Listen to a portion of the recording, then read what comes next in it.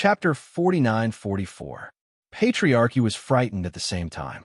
He didn't expect these people to come back and poison him. What on earth did they get from Elder Zung? How did they provoke such people to come after them? He couldn't dodge in time and was cut in the shoulder. Blood instantly oozed out, and he retreated. Bang! The fierce palm wind hit Elder Gua, and he flew out. He hit the stone wall and rolled to the ground. He spat out a mouthful of blood, and his breath weakened. Cough, cough.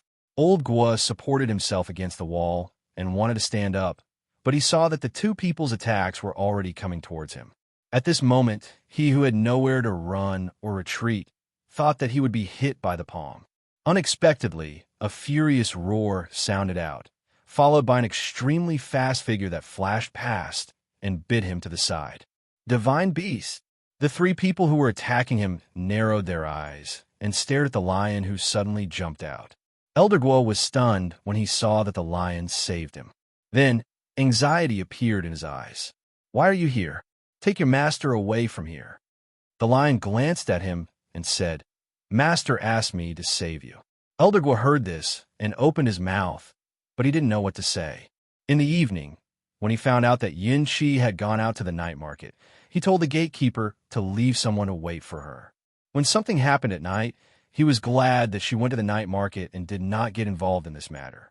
However, he did not expect that she would come back at this time and let this mythical beast come to save him. Where is she? Has she entered the mansion? Elder Gua asked quickly.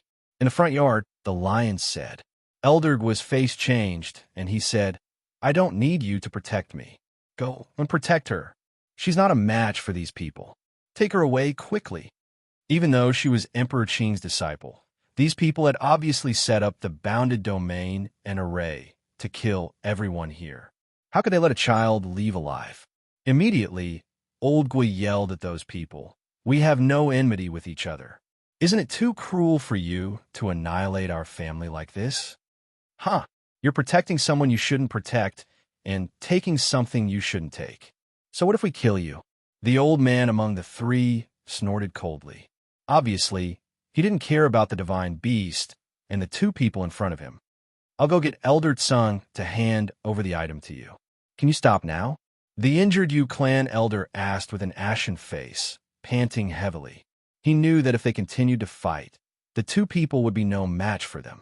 If they were willing to give the thing to them, they would at least be able to survive the night.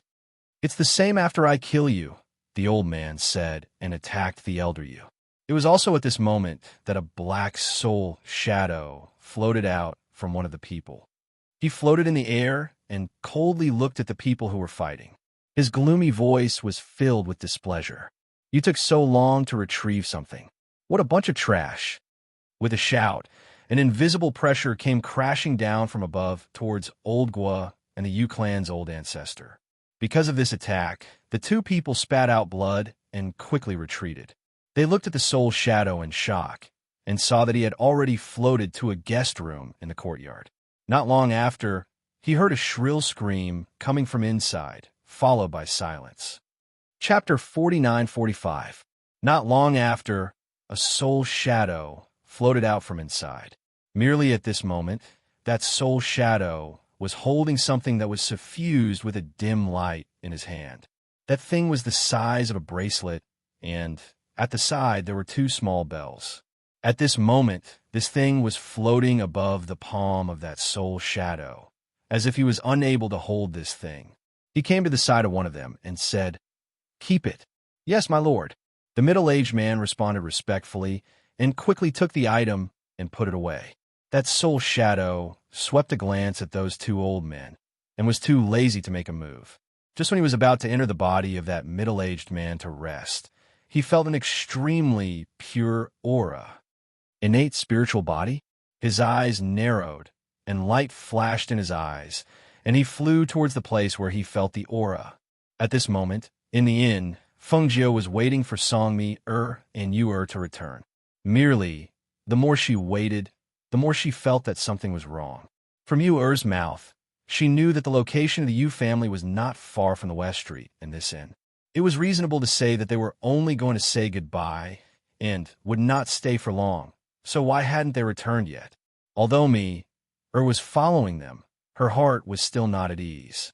Thinking for a bit, she turned around to look at her two sons and said, "You two wait for me here.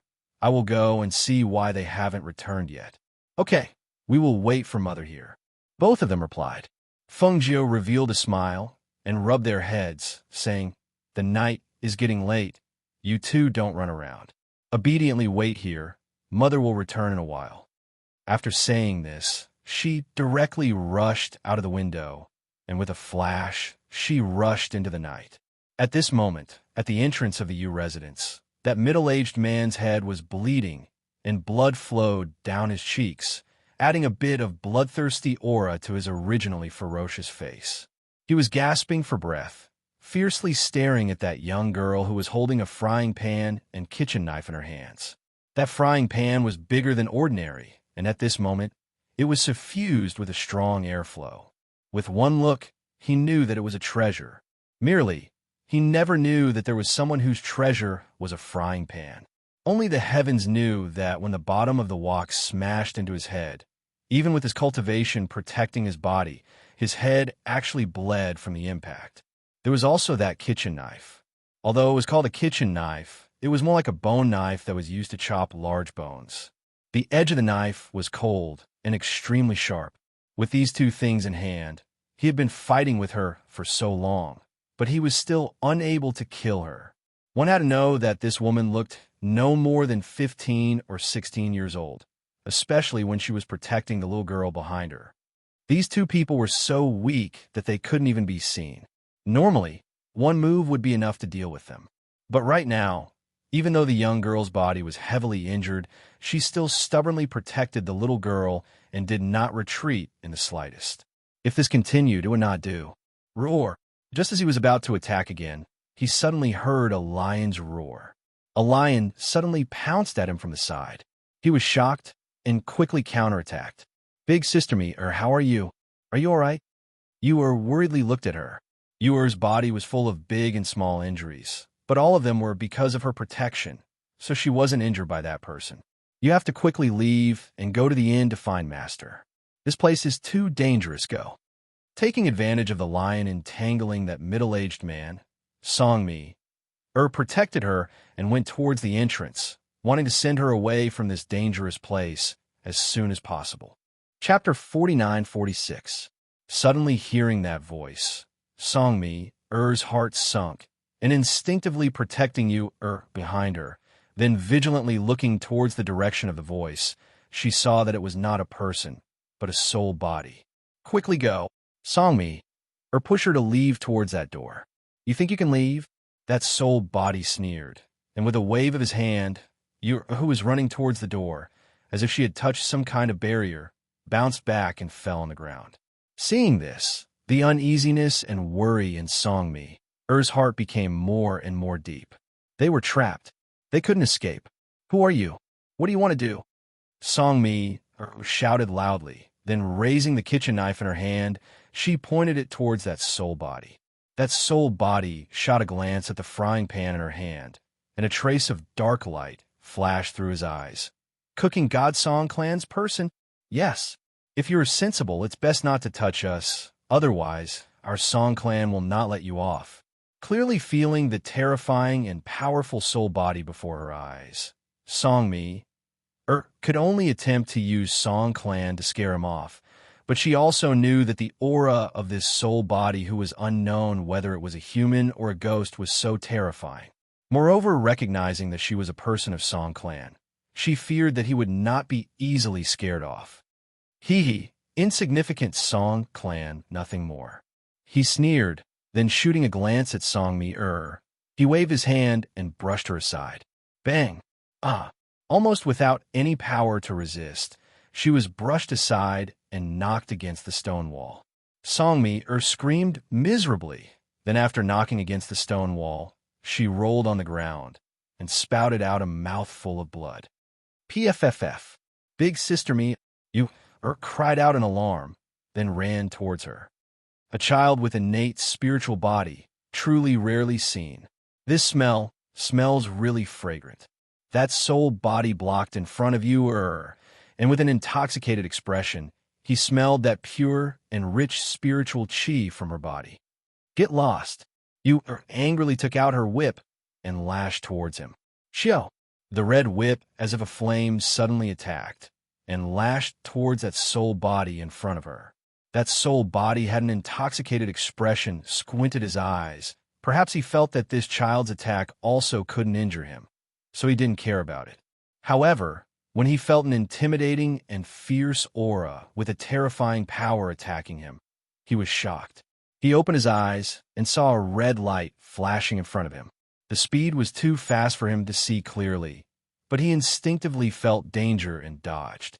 He had no choice but to dodge the whip that was aimed at him from the front, but he couldn't avoid the whip that landed on half of his body with a whoosh. Hiss! A searing pain shot straight to his soul, like a burning flame. It was so painful that he couldn't help but suck in a breath of cold air. His soul quickly retreated, and only then did he look at the whip in the child's hand. God-striking whip. His brows furrowed tightly, and his face, which was not very conspicuous in the night, darkened. A dark and cold aura also spread from his soul. "You are the disciple of the Azure God Emperor." There was no doubt in Zhang Xian's mind. Apart from Emperor Qing's disciple, who else would dare to hold the holy whip? Thinking about the words of Emperor Qing, and thinking that this child with innate spiritual body before his eyes was unexpectedly the disciple of Emperor Qing, his brows twitched, and a trace of unwillingness flashed through his eyes. Innate spiritual body child was so nourishing. If he refined her into a pill, then his divine soul would become even more powerful, and perhaps he might ascend to become great emperor in the near future. Chapter 49-47. There was a faint trace of hesitation in his heart. The current him still didn't have the strength to bear the fury of Qing Emperor, so he didn't dare to take this risk. But innate spiritual body was so hard to find. If he obtained her and used her to refine a pill, perhaps he could ascend to become great emperor. At that time, he would naturally be able to contend against Qing Emperor. For a moment, two thoughts floated in his heart. Reason told him not to take this risk, but there was another voice in his mind telling him not to miss this opportunity. As long as he killed all the people here, then no one would know who had taken away this disciple of Qing Emperor. Even if he really knew in the future, at that time, perhaps he would have already ascended to become great emperor. Thinking of this, the excitement in his heart sprang up again, and looking at that child who was holding God-beating whip in her hand, it was as if he was looking at a rare treasure. Children were sensitive, especially facing that kind of unkind gaze. It was even more so at this moment, seeing that unknown, whether it was a human or a ghost looking at her with that kind of strange gaze. Your tightly grasped God-beating whip in her hand and stared at him, then nervously said, I am the disciple of Qing Emperor. If you dare to touch me, my master will not let you off." Although she also didn't want to always bring out her master's name like this. But this unknown, whether it was a human or a ghost looking at her with such a terrifying gaze. She couldn't beat him, couldn't run away, and couldn't ask for help. So what could she do? Is that so? You can rest assured, your master will not know that you were captured by this one. As if he had made up his mind, he revealed a gloomy and carefree smile. Then his soul floated towards you, Songmi. Clutched her chest and crawled up, and seeing that soul moving towards you, she immediately shouted, "Whip him!" When that whip hit that soul, half of his body became somewhat transparent, and the aura of his body also weakened a bit, so that whip should be effective on him. You gritted her teeth and once again lashed towards him with the whip. Merely, previously because he didn't put her attack in his eyes, but now that he knew that whip was God-beating whip, he naturally wouldn't allow his soul to be injured again. Therefore, at that moment when Yu's whip was about to hit, his soul flashed and flew behind Yu, then stretched out his hand to grab her. "Be careful." Seeing this, Songmi didn't care about the injuries on her body and fiercely rushed over, pushing Yu to one side. The soul body grabbed nothing but air. Killing intent flashed across its eyes as it said in a sinister voice, "Since you want to die, I'll let you have a taste of the power of the soul-locking bell." As soon as his voice fell, he stretched out his illusory hand in the direction of the backyard and shouted at the same time, "Soul locking bell, come." When a middle-aged man in the backyard heard the sound, he felt a shock in his mind. Almost instinctively, he took out the small treasure that he had put away earlier. The two small bells on the treasure shook slightly and let out a clear sound. In the next moment, it was as if there was a force that sucked the item away. With a whoosh, it flew toward the front yard. Clang! The soul-locking bell fell into the soul's hand. It looked like it was being held, but it was actually being controlled by a force. Collect! He took one of the bells and shook it at Songmi. A gust of air surged and a crisp sound rang out. Songmi fell to the ground, and a wisp of her soul was sucked out and sucked into the bell. Chapter 49-48. Yu cried out in alarm, then ran towards me who was lying on the ground. At this time, that soul body held that soul-locking bell in one hand, and the other hand grabbed towards Yu then said with somewhat gloomy voice, "Follow this lord." When Fengjiu rushed over, she saw that Yu's family was enveloped by barrier and formation. She frowned, then without any hesitation, she jumped on top of that wall. Standing on top of the wall, she just happened to see the scene below, so she immediately condensed a stream of qi with her finger and pointed it towards that soul body below. That soul body cried out in pain, then retracted his hand. Then his figure floated backwards, and his gloomy and cold gaze fiercely looked towards that person. But he saw that person was wearing ordinary clothes, and her appearance was also ordinary woman.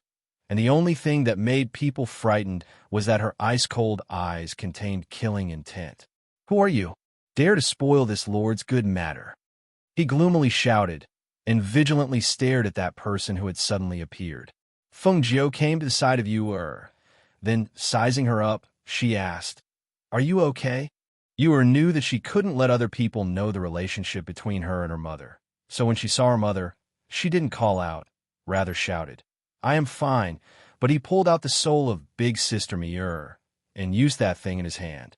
Hearing what was said, Fengjiu narrowed her eyes, then stared at that thing in the hand of that soul body. Next moment, a powerful stream of qi revolved in her palm, and flame rushed out towards that soul body, surrounding it. Perhaps because he sensed the strength of the other party. At this moment, he didn't care about anything else, and immediately floated towards the rear courtyard. But how could Fengjiu let him leave under her eyes? "Give me the whip." She took the whip from the hand of Yu. Then with a swish, she threw it towards that soul body. The whip shot out nimbly, bringing with it a terrifying pressure. With a swoosh, it landed on the soul body's body. A sharp gust of wind accompanied the sound of the whip slashing through the air. Immediately after, the soul body's shrill and miserable shriek could be heard. Hiss! God-beating whip. Even cultivators were unable to bear the whip of this whip, let alone this soul body. In addition, Yu had already used her whip to weaken that soul body, and now that Fengjiu had also used her whip, that soul body became even more illusory, and that soul-locking bell in her hand also fell to the ground because of the intense pain and trembling of that soul body, giving out a sharp and clear clanging sound. Ooh! With a whoosh, the flames rushed forward and surrounded the soul body, burning it. In an instant, miserable screams could be heard, each one louder than the previous one.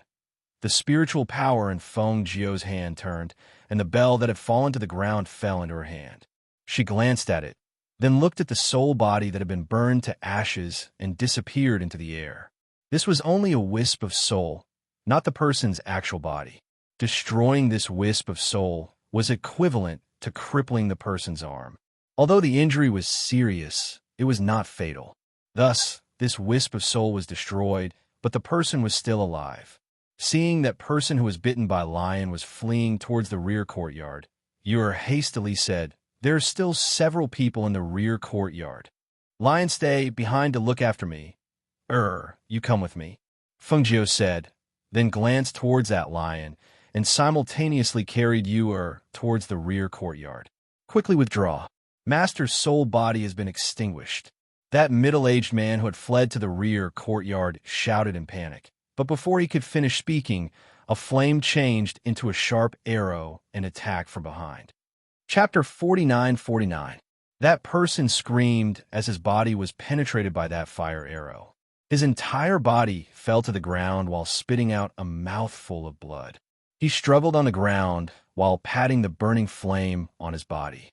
However, that flame nevertheless couldn't be extinguished. Not long after, the sound of burning accompanied by that person's blood-curdling screams spread throughout the courtyard. Who is it? Although the 3 people in the backyard were injured, their injuries weren't fatal. On the contrary, Eldergwa and the Yu clan ancestor were barely holding on. At this moment, the 2 of them were sent flying to the ground without any strength to resist. Just as the 3 people were about to finish off the 2 of them, they saw the person who came to report being burned to death by a ball of fire. Grandpa Gwa, seeing Old Gwa whose whole body was covered with blood, Yu hastily called out. Old Gwa gasped for breath and fell to the ground. He didn't even have the strength to answer her. Even the sight in front of him was somewhat strange. As for that old ancestor of Yu clan, his vision turned black and he fainted. He only saw that someone was coming towards them, but he was already unable to clearly see who that person was. Fengjiu looked at those 2 old men on the ground. Then with a burst of aura, even Old Gwa also fainted. Seeing this, those 3 people were somewhat startled. Just when they were about to ask her who she was, they felt a terrifying pressure along with a powerful aura pervading the air, which shook them to the point that they didn't even have the strength to open their mouth. Plop! Under that powerful pressure and aura, those 3 people knelt down with a plop and cold sweat seeped into their back. They only felt their heart beating in horror, and their eyes looked towards that woman in horror. Who the hell was this person? How could her aura be so terrifying? Fengjiu handed over the whip to Yu and simultaneously walked forward. Arriving in front of those 3 people, he extended his finger and placed it in the space between their eyebrows. And under their shocked gaze, he began to search their soul. She wanted to know who was the real body of that soul. And what was the origin of these people? Dealing with this kind of people, the best method was to directly search their soul. Not long after, those 3 people fell down. Under Fengjiu's soul search, it was basically impossible for these 3 people to be alive. Seeing that everyone had fainted, Yu stepped forward and said, "Mother, earlier, I don't know if it was a human or a ghost, but it said that I have an innate spiritual body. It said that I was very fragrant and wanted to catch me." Hearing this, Fengjiu rubbed her head and said, "It's okay. Mother will take care of the rest. Don't worry." Because the 2 children had innate spiritual bodies, their bodies were covered and protected. Ordinary people would not be able to detect it. It was obvious that the true body of the soul body had an extraordinary cultivation level. However, no matter who the other party was, she would not let him off if he dared to have designs on her child. "I will wake them up, and after informing them, we will return to the inn." Fengjiu looked towards Yu and said, "Okay." Yu answered. Then her mother shot out 2 streams of qi. The 2 unconscious men groaned and slowly regained consciousness. "Grandpa Gwa, those people are dead, but I also have to leave. I came back to inform you," Yu said. Then looking at the 2 people who were leaning against each other, she thought for a bit, then took out a medicinal pill and gave it to Old Gwa. "This medicinal pill can cure your injury. After your injury is healed, quickly return home." Chapter 49:50. As far as he knew, other than those 3 disciples of Emperor Qing, there was no one else. Then who was this woman? How could she appear here and save them? Moreover, the strength of those people before was not weak, especially that soul. Was it also destroyed? Just by the strength of this woman alone? Many thanks for the grace of saving us. May I know how to address our benefactor? Elder Gwa asked as he came back to his senses. His gaze landed on the woman as he tried to guess her identity and her relationship with Cloud 7. "It's just a small matter," Fengjiu said, nodding to him. "Goodbye." Saying that, she led Yu to the front. "Goodbye, Grandfather Gwa." Cloud 7 waved her hand and shouted. As for the old ancestor of Yu family who had already woken up, she automatically ignored him. Outside, Fengjiu helped the unconscious Songmi up from the ground and led Yu out of the Yu residence to the inn. Because those people were already dead, The enchantment and formation of the U residence also automatically disappeared. Elder Gua felt a little better after taking the medicinal pill, so he supported himself against the wall and stood up. He went forward to help Elder Yu up. As for the rest, they could only wait until tomorrow to deal with it. Howard and Mu-chan were waiting for their mother to come back in the inn. Both of them looked at the window from time to time until a few figures rushed in through the window. Both of them were startled. "Mother, what happened?" "Something happened in the U residence. When Sister Mi, and I arrived there, we saw that the U residence had been set up with a boundary in formation. The people inside were either unconscious or dead. We were also trapped inside. Sister Mi's soul was extracted by that thing in order to save me. Fortunately, Mother came, otherwise I would also be taken away." You were said from the side. Although she was small, her words clearly told them the matter. At this time, Feng Jiu had already placed Song Mi on the bed. She took her pulse and frowned, then said to Hao and Mu-chan, "I will help to treat her wound. Let the waiter bring in some clear water." "Okay, I will go." "Ow." Immediately responded and went out first. He did not let the waiter bring it in. Instead, he personally brought the water in and placed it by the bed. At this time, Mu-chan had already pulled open the screen beside the bed and retreated outside. Howard and Mu-chan were both little boys, so they retreated to wait outside the screen. Yu stood by the bedside, watching her mother help me treat her wound. When her clothes were taken off, and seeing those big and small injuries, Yu's little fist slightly clenched and said, "If it wasn't for Big Sister Mi blocking for me, perhaps now the one injured would be me." "Mother, will Big Sister Mi be all right? Most of the wounds on her body are superficial, and her internal injuries aren't that serious either. It's not a big problem for me to treat her, but she's currently in a soul-separated state. Her body is here, but her soul has been extracted," Feng Jiu said slowly as he treated Song Mi's wounds. Hearing this, Yu anxiously said, "Then, can Divine Soul return? Didn't Mother bring back something called the Soul Locking Bell?" "Big Sister Mi's Divine Soul is inside that bell. Because of this Soul Locking Bell, Yu clan got into trouble," Feng Jiu said. Then, with a flip of her hand, that small and exquisite thing appeared in her palm. Chapter 49:51. Hearing these words, Feng Jiu was startled for a moment. Then, with a smile, she said, "This thing is not an evil thing. Moreover, it is also an uncommon treasure." She smiled. Then, looking at Yu, she said, "There is no evil thing in this world. Only the human heart is evil." Her voice paused, then said, "Just like a knife, in your hand you use it to defend yourself, but in the hand of an evil person, it is used to kill people, but in the hand of me, she can use it to cook. Things are the same. The only difference is the person using it." Hearing this, Yu nodded her head, then crisply said, "Mother, Yu understands and will also remember." Feng Jiu rubbed her head, then said, "Go outside and sit together with your two brothers. Mother will study this soul-locking bell and see how to release Mi's divine soul." "Okay," Yu answered, then walked outside the screen. With her mother here, she didn't need to worry. Seeing her coming out, Howard and Mu-chan promptly pulled her to sit at the table, then asked, "Little sister, are you tired? Do you want to go and rest first?" "I'm not tired." Yu shook her head. Then, sitting at the table, she said, "I will wait here for Big Sister Mi to wake up. Then we will accompany you." Both of them said, and accompanied her to sit here. Inside the screen, Feng Jiu studied that exquisite soul-locking bell in her hand.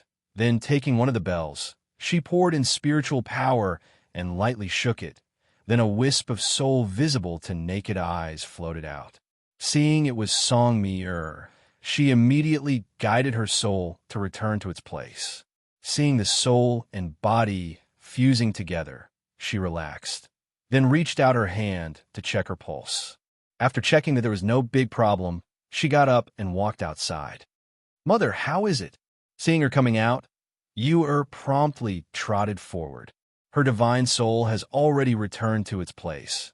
She will be able to wake up early tomorrow morning, Feng Jiu said with a smile, then handed that soul-locking bell to Yu and said, "This is for you. Keep it. Perhaps you will have a use for it later." Isn't this used to collect souls? You were asked, then took that soul-locking bell and played with it. The two small bells looked very exquisite, but this thing was used to lock the soul. Thinking that there might be ghosts and such things trapped inside, Yura frowned. Feng Jiu smiled and said, "This is an extraordinary treasure. Not only can it lock the soul, it can also absorb the soul. Moreover, ghosts and evil beings won't dare to come close to you. After you bind this item with your blood, wear it. It won't hurt." Hearing her mother's words, Yura dripped a drop of her blood on that little thing, then wore it on her little hand. Seeing that little thing became just the right size after being worn on her wrist, she lightly shook it, and the two bells lightly swayed, issuing a clear and melodious sound. Yura couldn't help but smile. "Mother, look, it looks like a small bracelet. All right, you guys must be tired today. Go wash up and rest," Feng Jiu said as he rubbed her head. Originally, he only wanted them to go to Yuklan to say goodbye, but didn't expect that they would be involved in this matter. Fortunately, nothing major happened. Merely, they couldn't stay in this place for long, as they had to leave early tomorrow morning. If no one knew that Yu was the disciple of Emperor Qing, then it would be fine. But if they knew, then seeing them together, it would inevitably attract attention and investigation. Chapter 4952. The next morning, Mir woke up, but Feng Jiu and the rest did not stay here for long and left around noon. Although the matter of Yu family happened last night, and at that time, there was a barrier protecting them, so they did not alarm the people in the city. But this morning, all the powers and clans in the city received the news that something happened to Yu family. Only, other than the old ancestor of Yu family and Old Gua, no one knew how the matter was settled, and even more didn't know who the person who settled this matter was. Half a month later, Feng Jiu's flying ship stopped in a forest outside the city. She looked at the few people beside her, then kept the flying ship. "This place is not far from the city. You all can walk there," Feng Jiu said, and rubbed the head of Yu beside her. "Master, can we also not let my father and the rest know about Master's identity?" Song Mir asked. She had been recuperating on the flying ship, so her body had recovered very quickly. Because that soul's true body was in this territory, they had come here.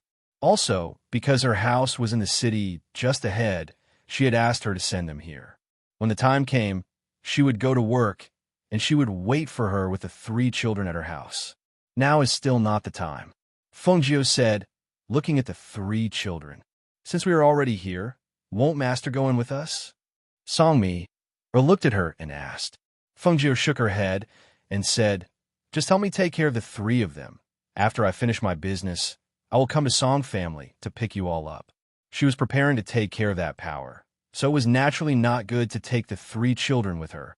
And Mi-er's family was here, so it was best to let the children stay with her at her home for a few days. "Mother, you don't need to worry about us. Master has given us experience. We have experience in surviving outside and dealing with danger." "How?" said, so that she did not need to worry about them. Hearing this, Feng Jiu smiled, and her eyes were full of pampering. "Mother knows. You are the older brother. Look after them more." "All right, go. Listen to Sister Mi." "Okay. Mother, you have to be careful too. We'll be waiting for you at Sister Mi-er's place." Feng Jiu nodded and looked at Song Mi-er. "I'll leave it to you. Master, don't worry. I will take good care of them." Song Mi-er said with a smile and waved at her. Only then did she lead the 3 children towards the city gates. Hao and Mu Chun. These 2 people protected Yu in the middle. As her elder brothers, each of them held one of her hands as they walked. At the sight of these 3 people, Song Mi followed, and her face was filled with joy and excitement. "I didn't expect to return home so soon. The last time I left, I thought it would be a few years before I came back." Her eyes were full of smiles. Looking at the familiar place, her heart also flew with joy. "When we get home, I'll get my brother and the others to cook for you," Song Mi said to them. Yu-er's eyes shone, and looking at her, she said, "Sister Mi, are the things they cook so delicious?" In this period of time, she would cook delicious food for them every day. Those things were beautiful and beautiful, which made her mouth picky. Chapter 4953. If we suddenly go like this, won't we be disturbing? How asked while looking at her. No, no. Songmi waved her hand and said, my family members are all very good. You all don't need to worry about being uncomfortable. While speaking, Songmi led them into the city, and while introducing them to some places in the city, she said, I have to go to my house to rest. If you want to come out to play at night, then I will take you out again, or tomorrow is also fine. At that time, I will take you to stroll around the city. There are many fun places in the city. Miss me, has returned. Long time no see, miss me. Where did miss me go? Seeing Songmi some hawkers in the city greeted her with a smile. Seeing this familiar appearance, how trio were endlessly astonished. Songmi waved her hand to greet them, and at the same time said to the three people beside her, my family can be said to be unique in the city, so my status is naturally different from other families. In addition, we grew up here, so many people in the city know me. Three people suddenly understood and followed her walking. After walking through a bustling street, they saw her turning into a relatively quiet and secluded alley, while saying, the city is also divided into rich and powerful families' residents. See, in front of the alley, people living in this area are some of the city's aristocratic families' people. My house is in front, very easy to find. Seeing they were about to reach her house, Songmi quickened her pace, and leading them to her house, she said with a smile, my house is here. Then she stepped forward and knocked on the door. A middle-aged man stepped forward to open the door, and seeing Songmi standing outside, his face immediately showed a happy smile. Miss Me has returned. Quickly come in, quickly come in. Finished speaking, while opening the door to let her in, he shouted inside, Miss Me has returned. Quickly report to Master, Madam, as well as young masters. How? Trio followed me, into Song residence, and once they entered, they smelled a very fragrant smell. Three people couldn't help but look at each other, then looked all around. Yer took a deep breath, then looking at Songmi, her eyes shone, and said, Big sister me, your house is so fragrant. It must be my third brother cooking something again. Mir smiled and said, just in time, we'll have something good to eat the moment we arrive. Let's go. I'll bring you to my third brother's kitchen to see what's there to eat. As she spoke, she led them to the backyard. Almost every master of the Song family had an independent big kitchen in their courtyard. Usually, they would study dishes in the kitchen in their backyard. When the middle-aged man saw Songmi, heading straight for the backyard, he called out, Miss Me, aren't you going to meet Master and Madam first? They've been talking about you. I'll go later. Tell my parents that I'm going to third brother's courtyard to eat something. I'll be there in a while. Me, said without even turning her head. Mississippi, when the maidservants saw her, they all bent their knees and bowed. They were a little surprised that she had brought 3 children back. This is my third brother's courtyard. Come, let's go to the kitchen. Me smiled and walked towards the kitchen, indicating for the 3 to follow. Chapter 49:54. MHM is indeed different. From the moment they came in until now, what they saw was not something that an ordinary aristocratic family would have. In the Song family, places like pavilions and terraces, or places by the artificial mountains and ponds, their buildings would have some animals or some fruits and vegetables as decorations. Moreover, those decorations were very lifelike, as if they were real. Just the layout of this residence alone was very unique. I want to know what me or Jejia's third brother made. You, said and trotted to the kitchen. Seeing this, how? And Mu Chun hurriedly followed. In the kitchen, a man in green robes was holding something steaming hot in his hands. He said to Song Mi, I just heard that you came back. I was thinking of going to see you later. I didn't expect you to come straight here. Just in time, come and try this new snack that third brother made. As soon as he said that, the man in green looked at the 3 children in surprise. He then looked at Songmi, and asked, You brought them back? Songmi, held his hand and smiled. Third brother, I smelled something delicious here, so I came directly. Then he looked at the 3 and said, These 3 are my friends. I met them this time. This is Yun Chun, this is Yun Yuan, and this is Yun Chi. Then he said to Hao and the others, "This is my third brother, Song Yifan." Hearing this, the three looked at each other and said at the same time, "Big brother Yifan. Me, rarely brings friends back. You guys are the first friends she has brought back." Song Yifan smiled and gestured to the three. "Come, sit here. I have freshly made desserts for you guys to try." "Thank you, big brother Yifan." The three went to the table and sat down. The maid placed a small bowl, spoon, plate, and chopsticks in front of each of them. The things looked very delicate. "You have to eat it like this. Be careful. The soup inside will burn you," Song Yifan said, and picked up one with his chopsticks and put on the spoon. The thin skin was not oily and was steaming. A burst of fragrance came out. "Cut a corner to let the soup flow out. Drink the soup first, then eat this," he demonstrated, so the three children wouldn't burn their mouths. "Third brother, isn't this the soup dumpling?" Songmi picked up one and asked. "I improved it. The skin is thin and there's more meat. I also used the soup stock," Song Yifan said and looked at the three children. Although they were young, they behaved well. The two boys sat there with their backs straight. The way they ate naturally revealed a sense of nobility and elegance. "Me? The three of them are so young. Does their family know that you brought them home?" Song Yifan asked and glanced at his sister, who was eating without a care for her image. "They know, don't worry. I didn't kidnap a child," Mir said with a smile. She blew at the soup on the spoon and drank it. "Delicious, really delicious." Yu showed a satisfied smile and ate another one, while saying, "Big brother Ifan, the dessert you made is really delicious. Eat more if you like. There's more to come." Chapter 49:55.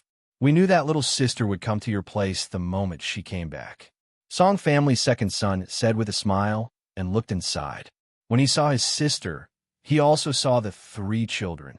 "I heard that little sister came back with three children. Is it them? So young?" Song family's second son said and walked forward in large strides. "Yiming, don't scare the children," Song family's matriarch said warmly and called out to her second son. "I know, mother. I don't look scary, so how can I scare the children?" Song Yiming laughed. "Father, mother, eldest brother, second brother." Seeing them coming over, Mer immediately put down her chopsticks and wiped her mouth. She stood up and threw herself at her mother. "Mother, Mir missed you so much." She hugged her mother's neck and rubbed against her bosom. All right. You're already an adult, and you're still hugging your mother." Song family's patriarch Song Lingbo saw his daughter hugging his wife, and his eyelids twitched. He directly grabbed his daughter's collar and pulled her away. He said unhappily, "Stand properly. If you don't behave properly all day, let's see how you can get married in the future." "Father, why are you still so petty? I only hug mother for a while." "So what? You hugged my mother to sleep every night and my brothers, and I didn't bicker with you," Song Ermi said and stuck out her tongue at him. Song Lingbo shook his head and said to his wife beside him, You see. What is this child saying? Her skin is really itching." "All right. Mir has been away from home for so long. It's rare for her to come back. Don't keep scolding her. Besides, there are three children here. Don't let others laugh at you." Song family's matriarch glared at him. Then she looked at the three children and said to me, Mia, where did you bring them back? Does their family know?" They know. Don't worry." Songmi held her mother's hand and said, Come. Let me introduce you." How her trio saw the way Mia interacted with her family and the way she spoke. The three of them were stunned and somewhat stunned. They didn't expect that she was actually this kind of big sister me. "This is my father. This is my mother. This is my eldest brother Song Yihong. This is my second brother Song Yiming." Finished speaking, she introduced the names of you, and others. "They are my friends. This time, I will be staying at home for a period of time. They will also be staying at home." Mir looked at them and said, "Of course, that won't be a problem. It's rare for you to bring friends back, and there are three children.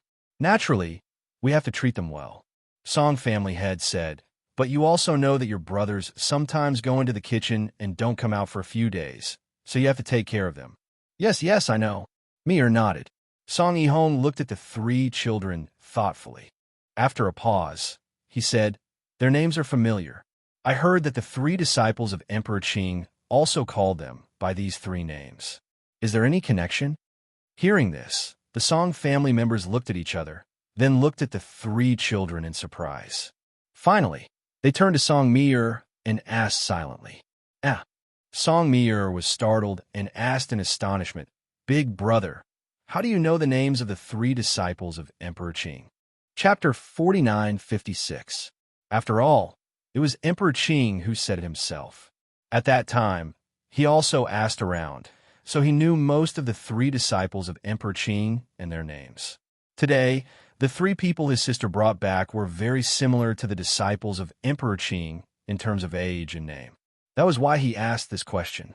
"Brother Yihong, you are so smart. Our master is Emperor Qing." You are said with a smile. Since they were the family of Sister Mi-er, and they had guessed it, it was fine to admit it. Hearing this, the eyes of the people from the Song clan flashed. They didn't expect that it was really Emperor Qing's disciple. One should know that Emperor Qing was a great emperor. He was a legendary figure. People like them could only listen to his prestige. They didn't have the chance to meet him. They didn't expect to see his 3 disciples today. Seeing this, Mir quickly said, "Father, mother, eldest brother, second brother, third brother, it's good that you know. Don't tell others." "I know, but how do you know them?" Song family head asked strangely.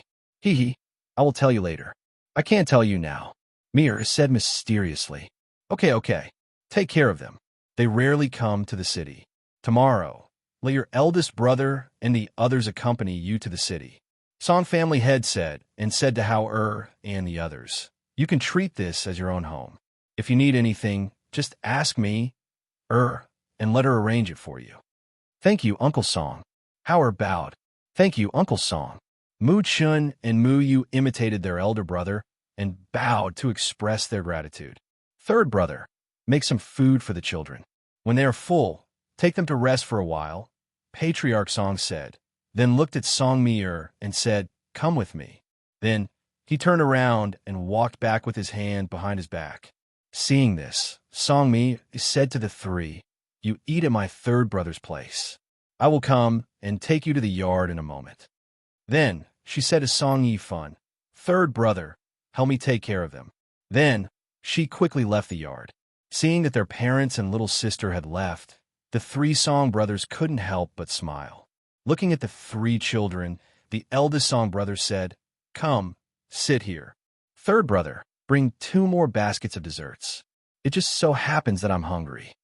"All right, have a seat," he said and walked towards the kitchen. "Big brother Yihong, did you all rely on cooking to increase your strength?" Yu curiously asked. "Our family is a family of culinary cultivators. We have our own set of cultivation methods. It's not that cooking can improve one's strength, but the dishes we make can improve one's strength and cultivation. It's just like medicinal pills. It might be easier for you to understand." Song Yihong smiled. "You don't have to call us by our names. Just call us Big Brother Song, Second Brother Song, Third Brother Song, and that will do." "Okay," the 3 of them answered. Looking at the 2 outstanding people, it was hard to imagine that men also liked to go to the kitchen. Song Mi was called over by her father to ask about her experience on this trip. However, she kept her mouth shut and muddled through the questions. She ran to her third brother's courtyard and brought Hao and the others to rest in the courtyard. Chapter 49:57. On the other side, after Fengjiu left, she headed in another direction. From the information she obtained from searching their souls, she knew that the force was rooted in Yaoyang City. If she wanted to find the person's real body from the scattered evidence points in Yaoyang City, she would have to investigate further. She sped along at an extremely fast speed. However, Yaoyang City was not close to this place, and she stopped to rest along the way, so she did not enter Yaoyang City's territory yet. While flying, she saw that the weather suddenly changed and the wind in the sky became stronger. After thinking for a moment, she decided to find a place to rest. After walking for a while, she didn't see any residential houses. She only saw a run-down temple at the foot of a mountain. However, when she saw the run-down temple, she frowned slightly and her footsteps came to a halt. The ruined temple was located in a remote area. It was currently noon, but there was still a gloomy aura around it. It was obvious that it was an extremely dangerous place. She only paused for a moment before walking toward the ruined temple. With her current cultivation and strength, a place like this and the baleful Shi would naturally not be able to harm her. Furthermore, this place was still within her territory. It would have been fine if she had not encountered such a place of baleful Shi, but since she had encountered it, she would naturally take the opportunity to clean it up. She arrived at the entrance of the dilapidated temple and walked in. Her gaze swept over the place, and she saw that there were already a few cultivators sitting cross-legged in the temple. When they saw her enter, they glanced at her before looking away. She withdrew her gaze and walked to a corner to sit against the wall. She took out some water from her space and drank it. She had changed her appearance and restrained her aura. She was dressed in simple green clothes, so even though she was a woman, she did not attract any attention. The gloomy aura in the ruined temple was not obvious, but it was not completely undetectable. Especially for cultivators, even if they could not see it, they could more or less sense it. Now, those cultivators were also resting in such a place. She wondered if they were too confident in their strength and cultivation, or did they not notice the hidden danger in the ruined temple at all?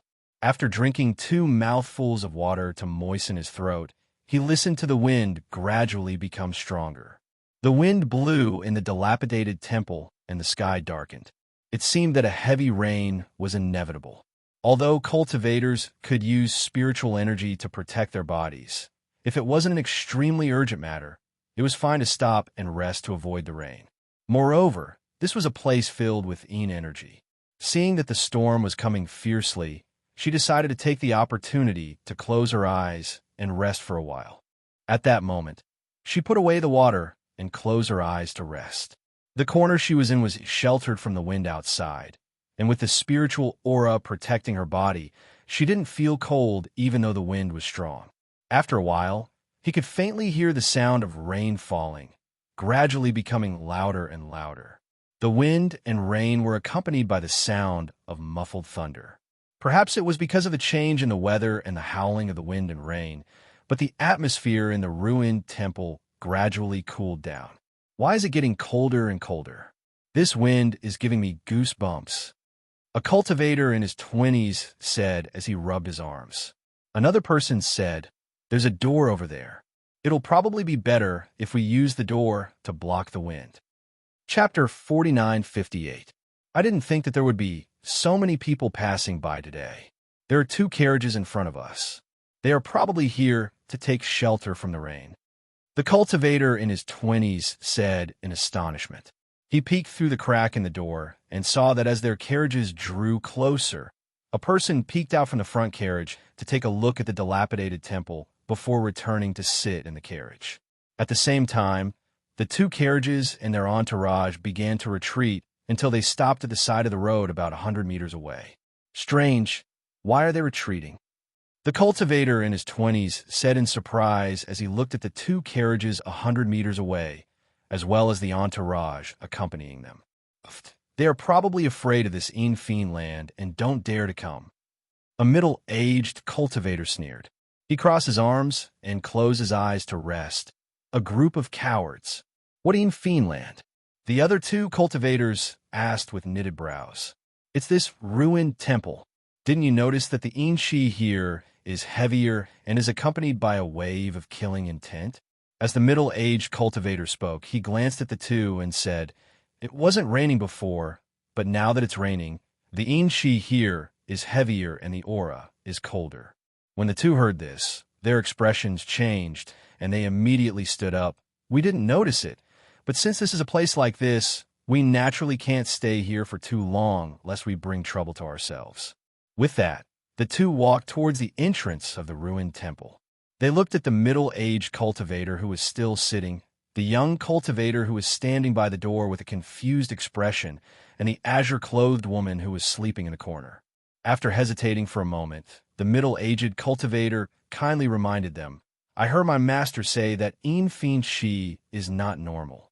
If your cultivation isn't high enough, you will be easily entangled by the fiend. You should quickly leave, especially that young lady over there. She is a woman and will easily be entangled by the Yin fiend." Hearing this, Fengjiu opened her eyes and looked at the two. She nodded and said, "In, you two can leave." She remained sitting there without moving. Even a man isn't as brave as a woman. The middle-aged cultivator glanced at the two with disdain in his eyes. The two cultivators did not argue with him. Instead, they cupped their hands towards Fengjiu and bowed, saying, "Farewell, Mississippi. Take care." After saying that, they walked out. Once outside, the two of them used their spiritual power to protect their bodies. When the rain fell, it was blocked by the layer of spiritual power on their bodies, so they didn't get wet at all.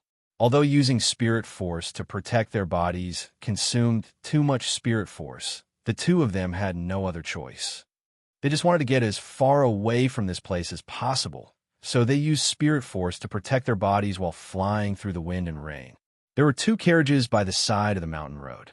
Apart from the people in the two carriages who could shelter themselves from the rain, there were 7 or 8 people who were accompanying the carriages. At the side of the road, a small tent was set up to shelter them from the rain. The wind and rain were heavy, and the muddy road was difficult to travel on. In order to prevent the carriage from flipping over in the wind and rain and the horses from running away, they could only stop here and wait for the rain to lessen before continuing. At this moment, in the carriage in front, the middle-aged man helped cover the old man lying down with a blanket and said, "Father, the wind and rain are a little heavy right now. We can only wait for the wind and rain to subside a little before leaving." "Yes." The old man's eyes were closed and his face was pale. He answered weakly.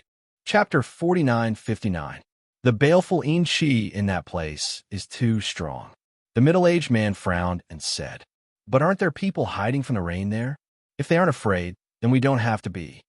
The man in his 30s said. When he heard that it was a place filled with baleful Yin Qi, he didn't think much of it. "Listen to your big brother." The old man didn't open his eyes and said weakly. He believed in his eldest son's decision. If it wasn't for the fact that they couldn't enter that place, they wouldn't have to stop by the roadside. Hearing his father's words, the man in his 30s didn't say anything else. "You stay here and take care, father. I'll go to the back and inform them. Then I'll go to the ruined temple to see who's inside and warn them." The middle-aged man said and prepared to get off the carriage. When a man in his 30s heard this, he couldn't help but smile. At the same time, he pulled him back and said, "Big brother, why do you care so much about those people? Maybe they aren't afraid of the baleful Yin Qi. Besides, that has nothing to do with us. We're not related to them in any way. Why you care so much? Instead of worrying about them, why don't you think of a way? Look, the wind and rain is so strong that our carriage is shaking. Don't tell me it's going to be overturned by the wind?" The middle-aged man looked at him and said, "When you're outside, there's no harm in forming good karma. Reminding them is nothing to us, but to them, it might save their lives." As soon as he finished speaking, he felt the wind and rain outside. The wind was blowing and the carriage was shaking gently. He said, "I'll get off the carriage and see if there's a place to hide from the wind and rain. This storm is fierce and a little strange. I don't know when it will stop. Go, be careful." The old man opened his eyes and looked at him and said, "I'll be right back." As he spoke, he got off the carriage. He first went to the back of the carriage to inform them before heading towards the ruined temple. However, he didn't get too close. Instead, he shouted from outside with his spiritual aura, "Friends in the ruined temple, the baleful Yin Qi in this ruined temple is a little heavy. It's not a good place to hide from the wind and rain. You should leave and find another place." He just shouted and didn't wait for the people inside to respond. He followed the road ahead and prepared to check out the situation. His strength was not bad, and with spirit force protecting his body, he wasn't afraid of the wind and rain. However, when he heard the muffled thunder, he couldn't help but look back and hesitate. He felt that there was something wrong with this storm. After walking for a long distance, he still didn't find any residences, so he could only return to the carriage to take shelter from the wind and rain. Seeing that the sky was still darkening and the wind and rain didn't lessen, he thought for a moment and ordered the people accompanying him to drive the carriage into the small forest. Thus, the group of people went into the small forest to avoid the wind and rain. They were also further away from the ruined temple. In the ruined temple, Feng Jiu's lips curled up slightly. It seemed that the world was not filled with heartless people. At least, he had met two people who were kind enough to warn him in this ruined temple. As the sound of the wind and rain grew louder, the sound of the wind in the ruined temple grew louder, and the air grew colder. She stood up and walked towards the door of the ruined temple. The young cultivator, standing by the door, had a conflicted expression on his face. She didn't know what he was thinking, but when he saw Feng Jiu stand up and walk to the door, he thought that she wanted to leave and quickly made way for her. Feng Jiu stood by the door and looked outside. This storm was indeed strange. It didn't seem like a normal storm, but more like Chapter 4960. She immediately turned around and saw the middle-aged man twitching on the ground. Around him, a wave of baleful yin qi circled around. "Martial uncle!" The young cultivator cried out in alarm, but he didn't dare to step forward. Instead, he stepped back and turned around to run into the wind and rain. Feng Jiu glanced at the cultivator, who ran out and frowned. In the next moment, a flame condensed in her palm and flew out towards the twitching middle-aged cultivator. Ah! Faintly, a mournful and sharp cry could be heard. The moment the flames attacked, the baleful yin qi around the middle-aged cultivator seemed to have come into contact with something terrifying and quickly retreated, disappearing without a trace in the blink of an eye. Feng Jiu stepped forward, and with a thought, the flame around the middle-aged cultivator split into two. One floated above his head, while the other two floated to the bottom of his feet. As the flames continued to burn, the middle-aged cultivator's hair was burned to ashes. The heat from the flames at the bottom of his feet forced back the strand of baleful yin qi in his body. A strand of baleful yin qi that was visible to the naked eye emerged from the top of his bald head before being burned away by the flames. Boom! In the sky, a bolt of lightning suddenly struck down. The place where it struck was a willow tree behind the ruined temple. She sensed that the lightning wasn't ordinary lightning from the wind and rain, but the lightning of tribulation. She immediately turned her palm, and several clusters of flames floated in the corners of the ruined temple. At the same time, she stepped out of the ruined temple and went to the back of the ruined temple. The middle-aged cultivator on the ground woke up not long after Feng Jiu walked out. He seemed to be in a state of shock and quickly looked around. When he saw that he was alone, his face paled.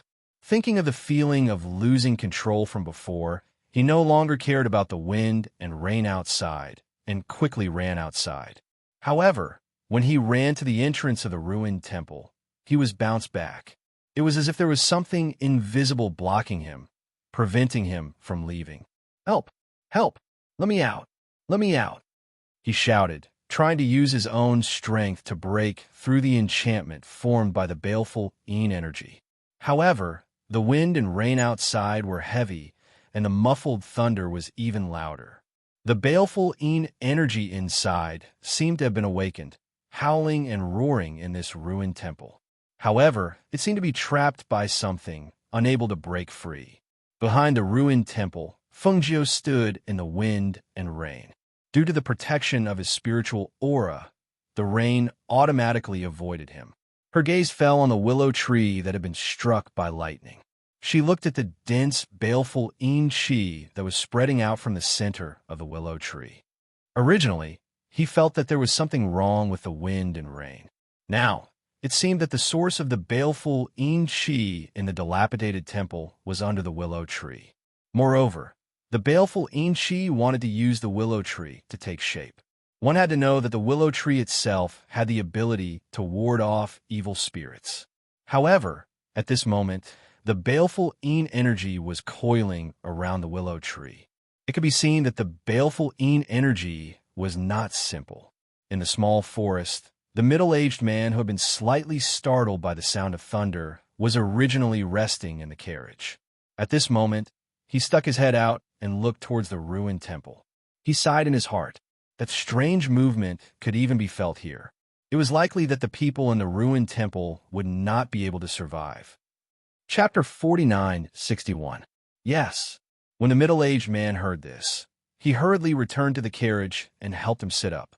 The 30-year-old man next to him pulled up the blanket. "Father, are you uncomfortable lying down for too long? It's good that you have a seat. I've just made some tea. Have some hot tea." The 30-year-old man said as he prepared to make a cup of tea for him. The old man waved his hand and lifted the curtain to look in the direction of the ruined temple. He frowned and said weakly, "This storm and the sound of thunder is probably the tribulation of lightning caused by the baleful In-shi in the ruined temple. If the baleful In-shi is allowed to take shape, I'm afraid there will be no end to it." Hearing this, the middle-aged man was silent for a while before saying, "Father, the baleful In-shi is unstoppable. I'm afraid that we can't stop it." "No, it seems like someone has made a move," the old man said and looked at him. "Go take a look and help that person." "Father, how can you let Big Brother go? What if something happens to Big Brother? Besides, we've already retreated here. Whether the baleful In-shi is baleful In-shi or not, it has nothing to do with us. Why should we care?" The 30-year-old man said with a face of disapproval. "I'll go take a look. If I can help, I'll help." The middle-aged man said to the other man, "Take good care of Father." Seeing this, the 30-year-old man frowned. Seeing that he couldn't stop him, he didn't say anything else and only said, "Big Brother, just go take a look. If you can't help, then don't help. You'll get into trouble." He paused for a moment and said, "Also, be careful. If you see any signs of trouble, then quickly retreat." Hearing this, a smile appeared on the middle-aged man's dignified face and said, "Got it." Saying this, he nodded to his father and got off the carriage. He left the small forest and headed in the direction of the ruined temple. At this moment, Feng Jiu was using flames to set up a formation to purify the baleful In-shi. The visible baleful In-shi was attached to the willow tree. The willow branches danced wildly at this moment, as if a ferocious beast was baring its fangs and brandishing its claws. "Who are you? Why are you stopping me from taking shape? Why?" A sharp and cold voice filled with hatred and unwillingness rang out. The baleful In-shi tried to break free from the restraints of the formation formed by the flames, but it was ineffective. Bang, bang, bang. The roots of the willow tree, which were deeply rooted in the ground, were filled with In-shi.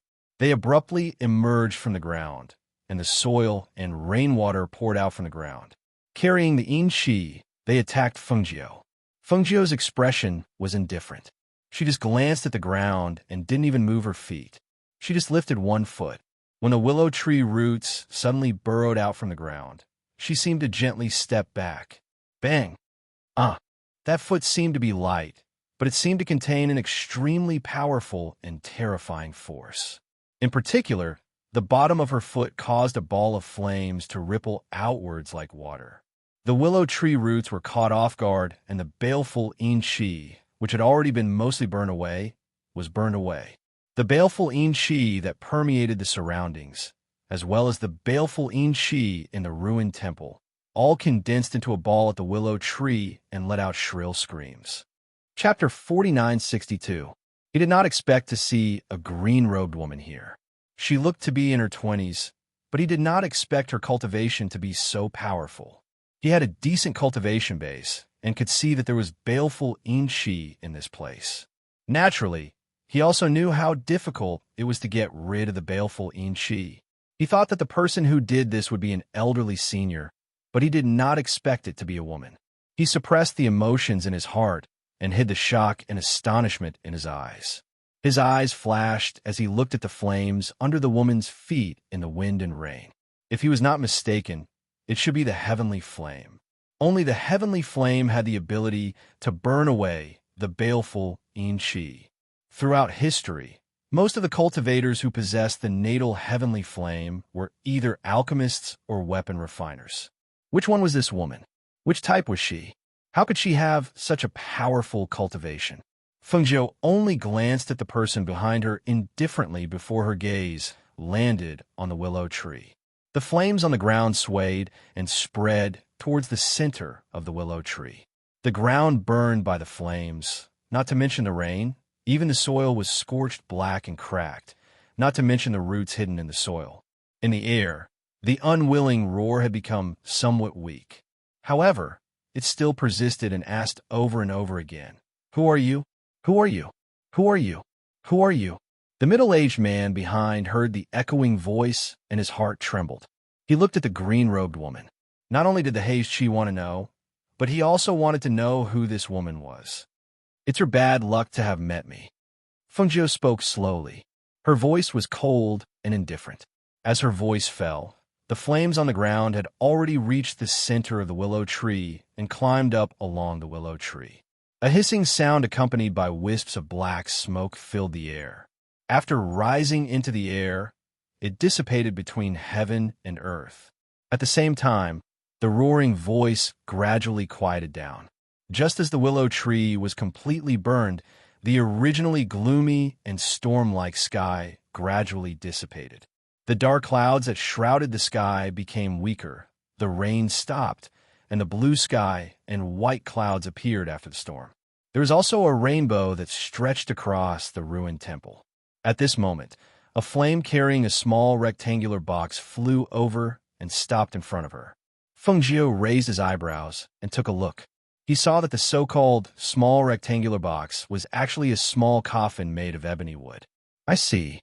It turned out that the dark Yin-Shi was being nurtured by the black divine wood. No wonder it dared to transform into a willow tree. If she had not happened to pass by here today and encountered this matter, it was likely that no one would have been able to stop the dark Yin-Shi from taking shape. With a twist of her hand, the small coffin fell into the flame. Not long after, the fragrance of the black formation divine would fill the air. In the end, not even ashes were left behind as they disappeared into the flame. She turned around and glanced at the dilapidated temple. Originally, he had planned to burn down the temple with fire after taking shelter from the rain and burn away the Yin energy. Now that the Yin energy had been removed, it did not matter whether the temple was burned down or not. Chapter 4963. "Miss, please wait." The middle-aged man who had regained his senses hurriedly stepped forward. Seeing that she had stopped, he clasped his hands and bowed. "Miss is righteous. Please accept Huangfu Zhao's bow." Fengjiu turned sideways and did not accept his bow. Instead, she said, "You're too kind. It was just a coincidence."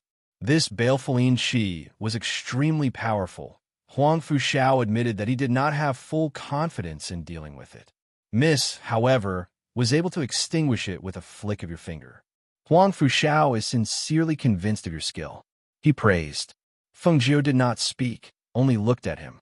Just as Huangfu Zhao was about to speak again, he heard a call from behind him. "Big brother, are you all right?" He turned around and saw that the carriage that was originally parked in the small forest had unknowingly arrived at the main road. At this moment, the curtain of the carriage was lifted, and he saw his fourth brother calling out to him. Inside the carriage, he could faintly see that his father was also looking in his direction. "Goodbye," Fengjiu said, then took a deep breath and left on her sword. Hearing the sound of farewell, Huangfu Zhao turned around and saw that her figure had already disappeared into the clouds.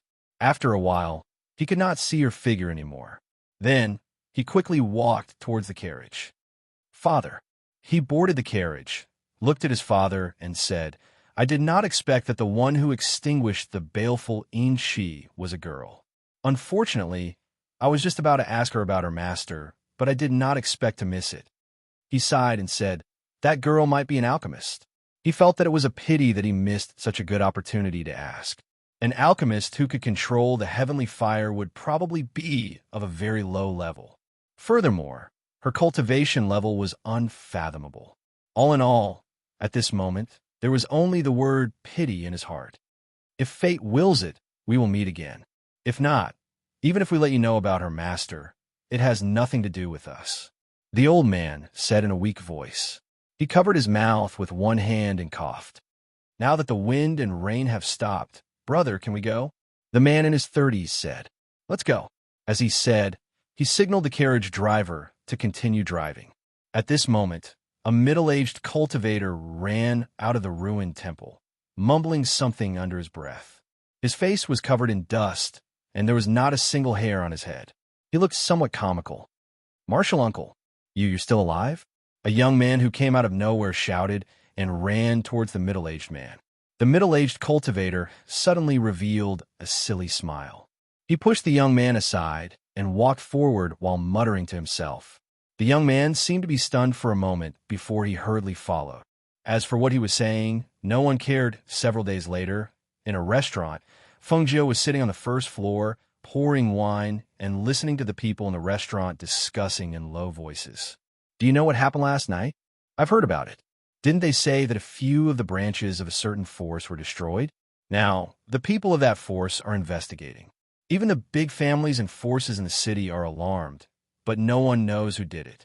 To be able to destroy those nests in one night, it must have been a whole team, and it must have been premeditated. Feng Jiu took a sip of wine and called the waiter to settle the bill. Then he got up and walked out. Chapter 4964. Feng Jiu went to the inn to rest and only came out in the evening. At this time, the sky was not completely dark yet, but there were already night stalls set up on the streets. Because it was not the peak hour of the night market, there were not many people on the streets. Just as she was walking slowly, she saw Huang Fu Xiao, who she met a few days ago at the ruined temple, hurriedly walking towards her. Her steps were light and slow, but she did not stop walking. Instead, he cupped his hands and called out to her. Miss, I did not expect to meet you here. Feng Jiu stopped and looked at him, asking, What is it? After we parted that day, I did not know when I would be able to see you again. Today, a guard of my residence went out to do some work and saw you entering the inn. He specially came back to report to me. When I heard the news, I hurriedly came to pay my respects and invite you to my residence for a chat. Huang Fu Xiao said. Seeing that she did not speak, he hurriedly said, It's like this. My Huangfu family is one of the aristocratic families in this city. Since you are here, I would like to play host. Also, I would like to invite you to treat my father. Hearing this, Feng Jiu raised her eyebrows. Treat? How do you know that I am a doctor? Huangfu Xiao doesn't know. It's just that I've seen your abilities that day and the faint medicinal fragrance on your body. That's why I made this guess. He continued, Whether you can cure my father or not, Huang Fu Xiao will be eternally grateful. Looking at the person in front of her, Feng Jiu's eyes flashed. This person reminded her that day, so she could see that he was kind. Now that they met again in the city, there was no harm in helping him. However, what she was about to do, after thinking for a while, the corners of his lips curled up as he said, Lead the way. Hearing this, Huang Fu Xiao was slightly startled. He did not expect that she would actually agree to his bold request. Delighted, he immediately gestured for her to follow him. Please follow me. As he spoke, he personally led the way for her.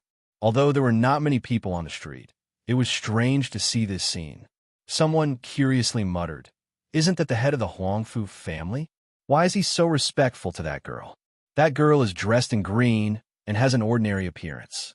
She doesn't look like someone who is related to a big family, like the Huangfu family. The people on the street were discussing in low voices. On the other side, Huang Fu Xiao personally invited Feng Jiu into his residence. Even though it was already late at night, he did not bring her directly to his father's courtyard. Instead, he invited her to sit in the hall. I still haven't asked for your name, he asked. His gaze landed on the elegant woman in green. His Huangfu clan was a 100-year-old clan with a very high status. Even cultivators from other clans would look at the mansion carefully. However, this woman's expression was indifferent. She was neither arrogant nor servile, as if nothing could enter her eyes. She appeared very normal. He guessed that she might be a descendant of a century-old aristocratic family. Otherwise, she wouldn't be so calm. Feng Jiu took a sip of tea before putting it down and slowly said, My husband's name is Xian Yuan. You can call me Madam Xian Yuan. Hearing this, Huang Fu Xiao was startled. He quickly stood up and apologized. I didn't know before and kept calling you Mississippi. I hope Madam Xian Yuan will forgive me. Chapter 4965.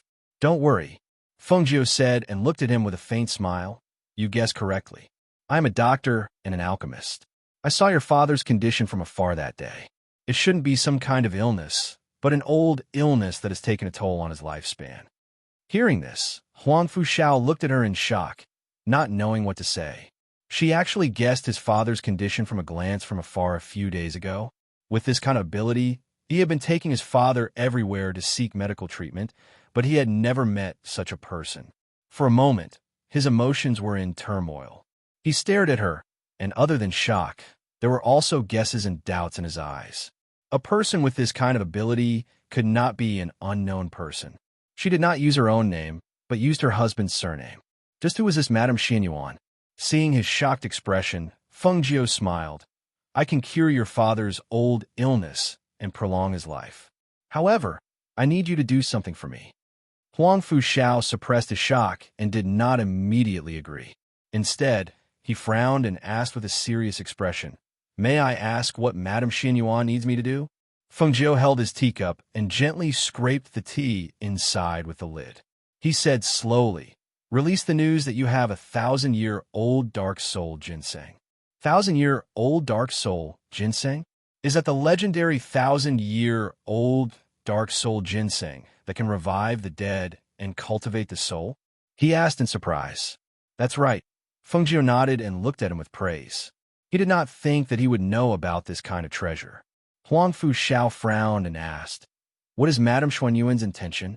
Not to mention that we don't have such a treasure in our residence. Just this news alone is enough to bring disaster to our Huangfu clan. That kind of heavenly treasure was not only able to revive the dead. If this news was released, their Huangfu clan would never have a day of peace. I won't let your Huangfu clan get into trouble, Feng Jiu said. No, Madame Xianyuan, you don't know the severity of this matter. He shook his head. This matter could not be settled with just a word from her. Just because she said she would not let the Huangfu clan get into trouble, it would not mean that they would not get into trouble. Seeing him like this, Feng Jiu only smiled. Take a look. When Huang Fushao heard her words, he was confused. What did she mean? A wisp of spiritual energy was released from her body, and between her eyebrows, a cyan lotus flower with a flame pattern slowly emerged. His eyes widened in shock. His usual calmness and composure had vanished into nothingness at this moment. The Empress, P. His legs involuntarily fell to his knees. He opened his mouth and stuttered, Feng Master. Feng Jiu didn't intend to reveal her identity, but if she didn't do so, Huang Fushao wouldn't believe that she had the ability to protect the Huangfu clan. Therefore, she made the green lotus seal appear between her eyebrows to show her identity. Chapter 4966. I do. He hurriedly said, sweat appearing on his forehead due to his nervousness. Get up and speak. She gestured. However, after he got up, he did not dare to sit in the seat of honor, but instead sat opposite her. Feng, as soon as he spoke, Feng Jiu raised her hand and said, Don't reveal my identity for now. Just call me Madame Xianyuan. Yes. He wiped his sweat and hurriedly replied. He then asked, Madame Xianyuan, what do you need me to do? Is it enough to just release the news? If he had been hesitant and worried before, then after knowing her identity, those worries no longer existed. Sitting there now, he still felt that it was somewhat inconceivable. That high and mighty existence, which was unreachable to them, had actually come to their Huangfu family and sat in front of him like this. Their Huangfu family's ancestors' graves were probably smoking green smoke, right? You, Feng Jiu slowly said, and explained the matter in detail to him. After hearing her words, he nodded and immediately said, Yes, I'll immediately arrange it. As he spoke, he said, Madame Xianyuan, it's already late. Why don't I bring you to the courtyard to rest first? Just call anyone to bring me there. Go and do what I told you to do. Tomorrow morning, I'll go and take a look at your father. She stood up and said, Yes. He gratefully replied, and called for the housekeeper to personally bring her to the courtyard to rest. After she left, he hurriedly ordered the servants to take care of her carefully, and then hurriedly went to his father's courtyard. Once he entered the courtyard, he dismissed all the servants and even set up a soundproof barrier. The old man lying on the bed saw him like this and asked, What happened? Father, it's a joyous occasion. The heavens have blessed our Huangfu family. He could not hide the excitement and joy on his face. He hurriedly went forward to help his father up and placed a pillow on his waist. His face was full of joy. "What's the matter?" Seeing his eldest son, who usually did not show his emotions, so excited and happy, the old man's heart was slightly moved and he was somewhat curious. "Father, an important guest has come to our Huangfu clan." He hurriedly explained the situation in detail to his father. After hearing his words, the old man's face lit up with joy. His eyes were filled with a light and vigor that had never been there before. He held his hand and said excitedly, "Is that so? Was it really him? Are you sure? Are you sure? I can't be wrong. She is the empress of this world, the Phoenix Master. News about her has already been secretly spread among the clans in the various cities. How could I be wrong?" Huang Fushao said, his face full of joy. "Good, good, good." The old man said good 3 times in a row. He held his son's hand and patted the back of his hand. "This is really a blessing from the heavens for our Huangfu family. You have to do this well. You can't make any mistakes." "I know." Huang Fushao nodded and paused for a moment before continuing. "However, she didn't tell me why she wanted to do this. However, I'm guessing that it has something to do with someone in our city." Chapter 49:67. Remember to take good care of her. Don't be rude. The old man reminded him worriedly. "Father, don't worry. I know. I've already told the servants to take good care of her." Huang Fushao said. The old man paused and thought of something, then said, "Let Yunxue take care of her. If she takes good care of her, it might be an opportunity for her." Hearing this, Huang Fushao was slightly surprised. After a moment of silence, he said, "Father, wouldn't it be too much to ask Yunxue to take care of her? I'm worried that Madame Xinyuan will be unhappy." The old man shook his head and smiled. "That won't happen. Yunxue is the calmest and quietest person among the younger generation. Letting her serve Madame Xinyuan is a display of the importance our Huangfu family places on Madame Xinyuan.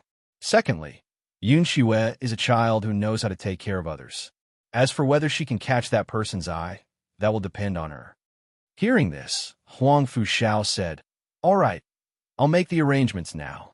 Father, rest early. Madame Xinyuan will come to treat you tomorrow morning."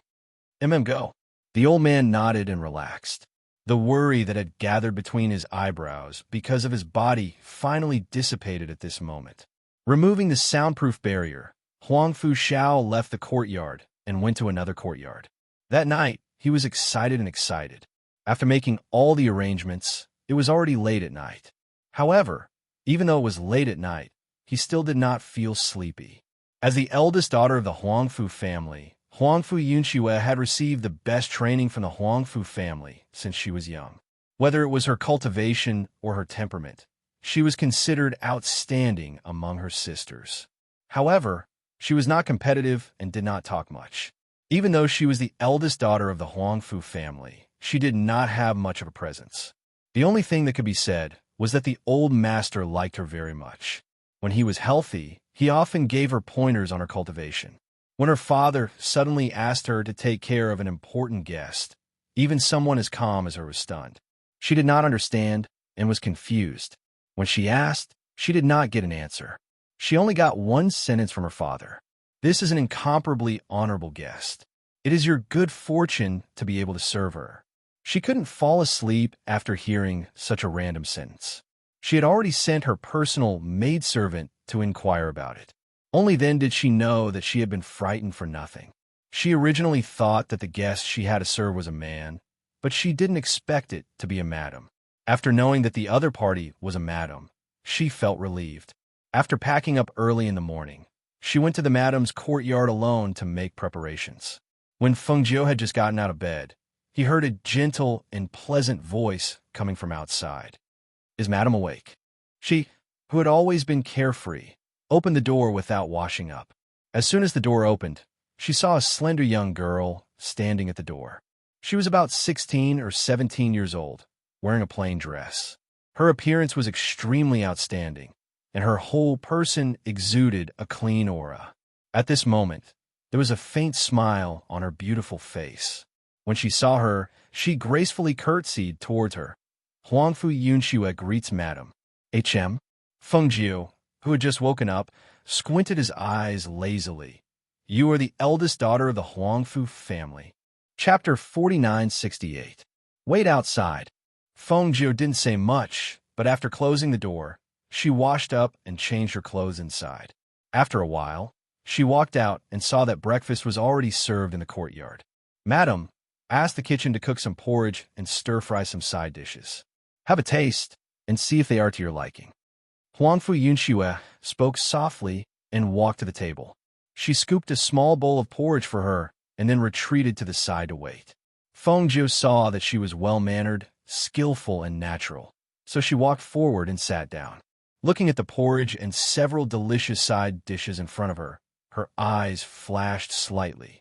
She didn't say anything, but took a spoonful of porridge with a spoon and ate some side dishes. She ate slowly and didn't need to say anything.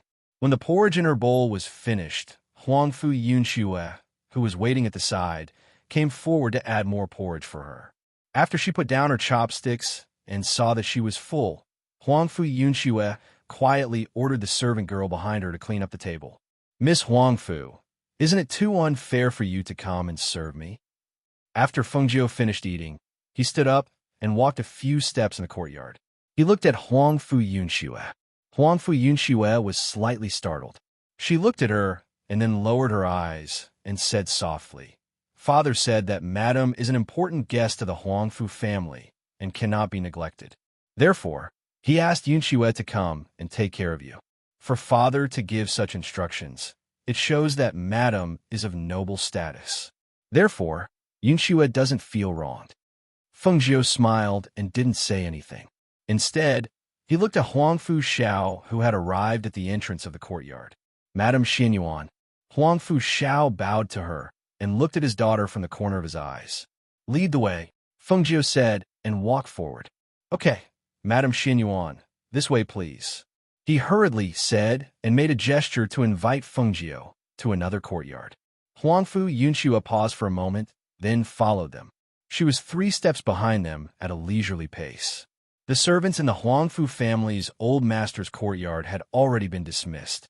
Huangfu Xiao led Fengjiu into the courtyard. He paused and turned to Huangfu Yunxue. You can wait outside the courtyard. Without my permission, no one else is allowed to enter. Upon hearing this, Huangfu Yunxue was slightly surprised, but she did not ask any further. Instead, she gently nodded and replied, Yes, Father. After entering the inner room, Huangfu Xiao led them to the bed in the inner room. Only then did Huangfu Xiao say to Fengjiu, Madam Xinyuan, this is my father. Due to his health, he has been bedridden and unable to rise to greet you. Please do not take offense. It's all right, Fengjiu said, and walked forward to look at the old man on the bed. He opened his eyes and looked at her. It was the old man she had seen at the ruined temple that day. This old man greets Madam Xinyuan. His voice was weak and feeble, but his aged face was filled with excitement when he saw Fengjiu. Give me your hand, Fengjiu said, and sat down on a chair beside the bed. Thank you. He extended his hand. Huangfu Xiao also stepped forward to help. Fengjiu quietly felt the old man's pulse. After a while, he withdrew his hand and took out a silver needle from his space. He said to Huangfu Xiao, I will perform acupuncture on him. Wait outside the room and don't let anyone disturb me. Chapter 4969. In the room, the old man saw Fengjiu pick up a silver needle and insert it into his acupoint. Then, he fell into a deep sleep. Fengjiu only took out other silver needles and inserted them into the old man's acupoints after seeing that he had fallen asleep. At the same time, the green lotus chi in his body slowly surged and entered the old man's body through the silver needles in his hand, healing his old illness. Time always seemed to pass very slowly while waiting. Huangfu Xiao, who was guarding outside the door, paced back and forth. After an unknown amount of time, the door opened. Seeing Fengjiu come out, he hurriedly went up and asked, Madam Xinyuan, how is he? He can get out of bed tomorrow and walk around. He'll recover 70% in 7 days, Fengjiu said and walked in. He's unconscious now and won't wake up until tomorrow. "Can I go in and see my father now?" he asked. "Yes, just don't wake him up," Fengjiu said and walked out. Seeing her leave, Huangfu Yunxue glanced at her grandfather's courtyard. After thinking for a while, he did not enter the courtyard and left with the madam. The next day, the streets and alleys of Yaoyang City, and even the inns and restaurants, were all talking about one thing. "Have you heard?" The old man of the Huangfu family said he can get out of bed and walk around. "Yes, I've heard. He's been lying in bed for a year or two, right? I didn't expect his body to get better all of a sudden." "What do you know? It's because the head of the Huangfu clan took him everywhere to find a doctor, and he accidentally found a treasure called the 1,000-year black spirit ginseng. It's said that this thing can be considered a heavenly treasure. I heard that the reason why the head of the Huangfu clan was able to get better was because of a root of the 1,000-year black spirit ginseng. Is that true? A root can make a person who's been lying in bed for a year or two and could die anytime better. It can't be faked. You don't know, but I heard that the Millennium Black Spiritual Ginseng is a treasure that can't be bought with money. It can bring the dead back to life and has other amazing effects. Even if a cultivator with a damaged inner core consumes it, they can recover." The people in the city were talking about it, and the news gradually spread. Because some people saw the old master of the Huangfu family get out of bed and walk around, no one thought that it was fake.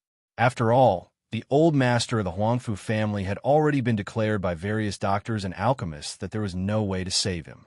Now that his body had improved and he could even get out of bed and walk around, what other possibility could there be other than obtaining such a heavenly treasure? Some of the aristocratic families in the city were also astonished when they heard the news. In the hall, a middle-aged man, sitting on the lower left side of the main seat, said, "I heard from my subordinates early in the morning that the news had quietly spread throughout the city. I sent people to investigate. Indeed, it was the Huangfu family member who was able to get out of bed and walk around. What kind of treasure is this 1,000-year black spiritual ginseng? It can really make a dying person come back to life? If there really is such a treasure and the news was leaked, I'm afraid the Huangfu family won't be able to keep it." The middle-aged man's eyes flashed. "Since I'm going to check on the old man of the Huangfu family and see if he's having terminal lucidity. Or is he really getting better?" Chapter 4970. The middle-aged man who spoke did not finish his sentence. Instead, he looked at the middle-aged man and asked silently, "If there really is such a treasure, then the Huangfu clan will be in trouble." The middle-aged man on the main seat said. As soon as he finished speaking, he stood up and continued, "At best, the treasure will be stolen. At worst, the entire clan will be destroyed. Huangfu Shao should not have leaked this information." He shook his head and sighed. At the same time, the various clans in the city were also discussing this matter. Some people did not know the use of the 1,000-year-old dark spiritual ginseng and investigated it. When they found out that it had such a miraculous effect, they were even more surprised. What kind of luck does the Huangfu clan have? How could they find such a treasure? However, the old man has not recovered yet. He can't take care of the Huangfu clan. If someone wants to take away this treasure, I'm afraid the Huangfu clan will not be able to defend themselves." As they spoke, everyone shook their heads. Some sighed and some felt pity. Although the Huangfu clan was not the top clan in the city, it was not a third-rate clan either. Moreover, Huangfu Shao knew how to conduct himself. He had a good reputation and had never competed with others. Therefore, many people did not want his clan to get into big trouble because of this treasure. Some people wanted to warn him, while others were prepared to stand by and do nothing. At the same time, after an old man heard the news, he sent people to confirm it. After that, he came to a secret room. "Master, the Huangfu clan in the city obtained a 1,000-year-old dark spiritual ginseng. This item has a miraculous effect. It can revive the dead and restore the primordial spirit and spiritual core. Huangfu Zhao's father has been bedridden for a year or two. He has sought countless doctors, but they all said that he would not live past this year. However, this morning, there was news that he could get out of bed and walk around. I heard that he only ate a single strand of the ginseng, and it had such a miraculous effect. The person who was sitting cross-legged and recovering was wearing a large black cloak. His face was gloomy with a trace of paleness. His aura was very frightening and sinister. When he heard the old man's words, he opened his eyes and looked at him. His voice was gloomy and cold. "You should know that I don't want rumors. I want confirmation." The old man hurriedly replied, "Master, please rest assured. This subordinate has already sent people to inquire and confirm. Although they didn't see the 1,000-year dark soul ginseng, they did see the Huangfu clan's old master walking in the courtyard. Moreover, he seemed to be in good spirits." Upon hearing this, the black-robed man's gloomy eyes narrowed slightly as he said in a sinister voice, "Then send someone to snatch it." "Yes, sir," the old man replied and left the room. At night, the people in the Huangfu family were a little nervous. They went back to their rooms to rest early after the sky darkened. This was an order from the patriarch, so naturally, no one would go against it. Moreover, they also knew about the news that was spreading outside. Naturally, they knew that their Huangfu clan would get into trouble because of this. Therefore, they didn't dare to wander outside at night to avoid attracting trouble for no reason. Not only did they have to go to bed early at night, but they also had to not go out unless absolutely necessary. If they really had to go out, they had to bring more people with them. In contrast to the nervous mood of the Huangfu clan, Fengjiu lay on the roof of the Huangfu clan's residence after night fell, preparing to wait for the rabbit to appear. Chapter 49-71. Just as Fengjiu had expected, after the sky darkened, there were people who tried to sneak into the Huangfu clan under the cover of the night.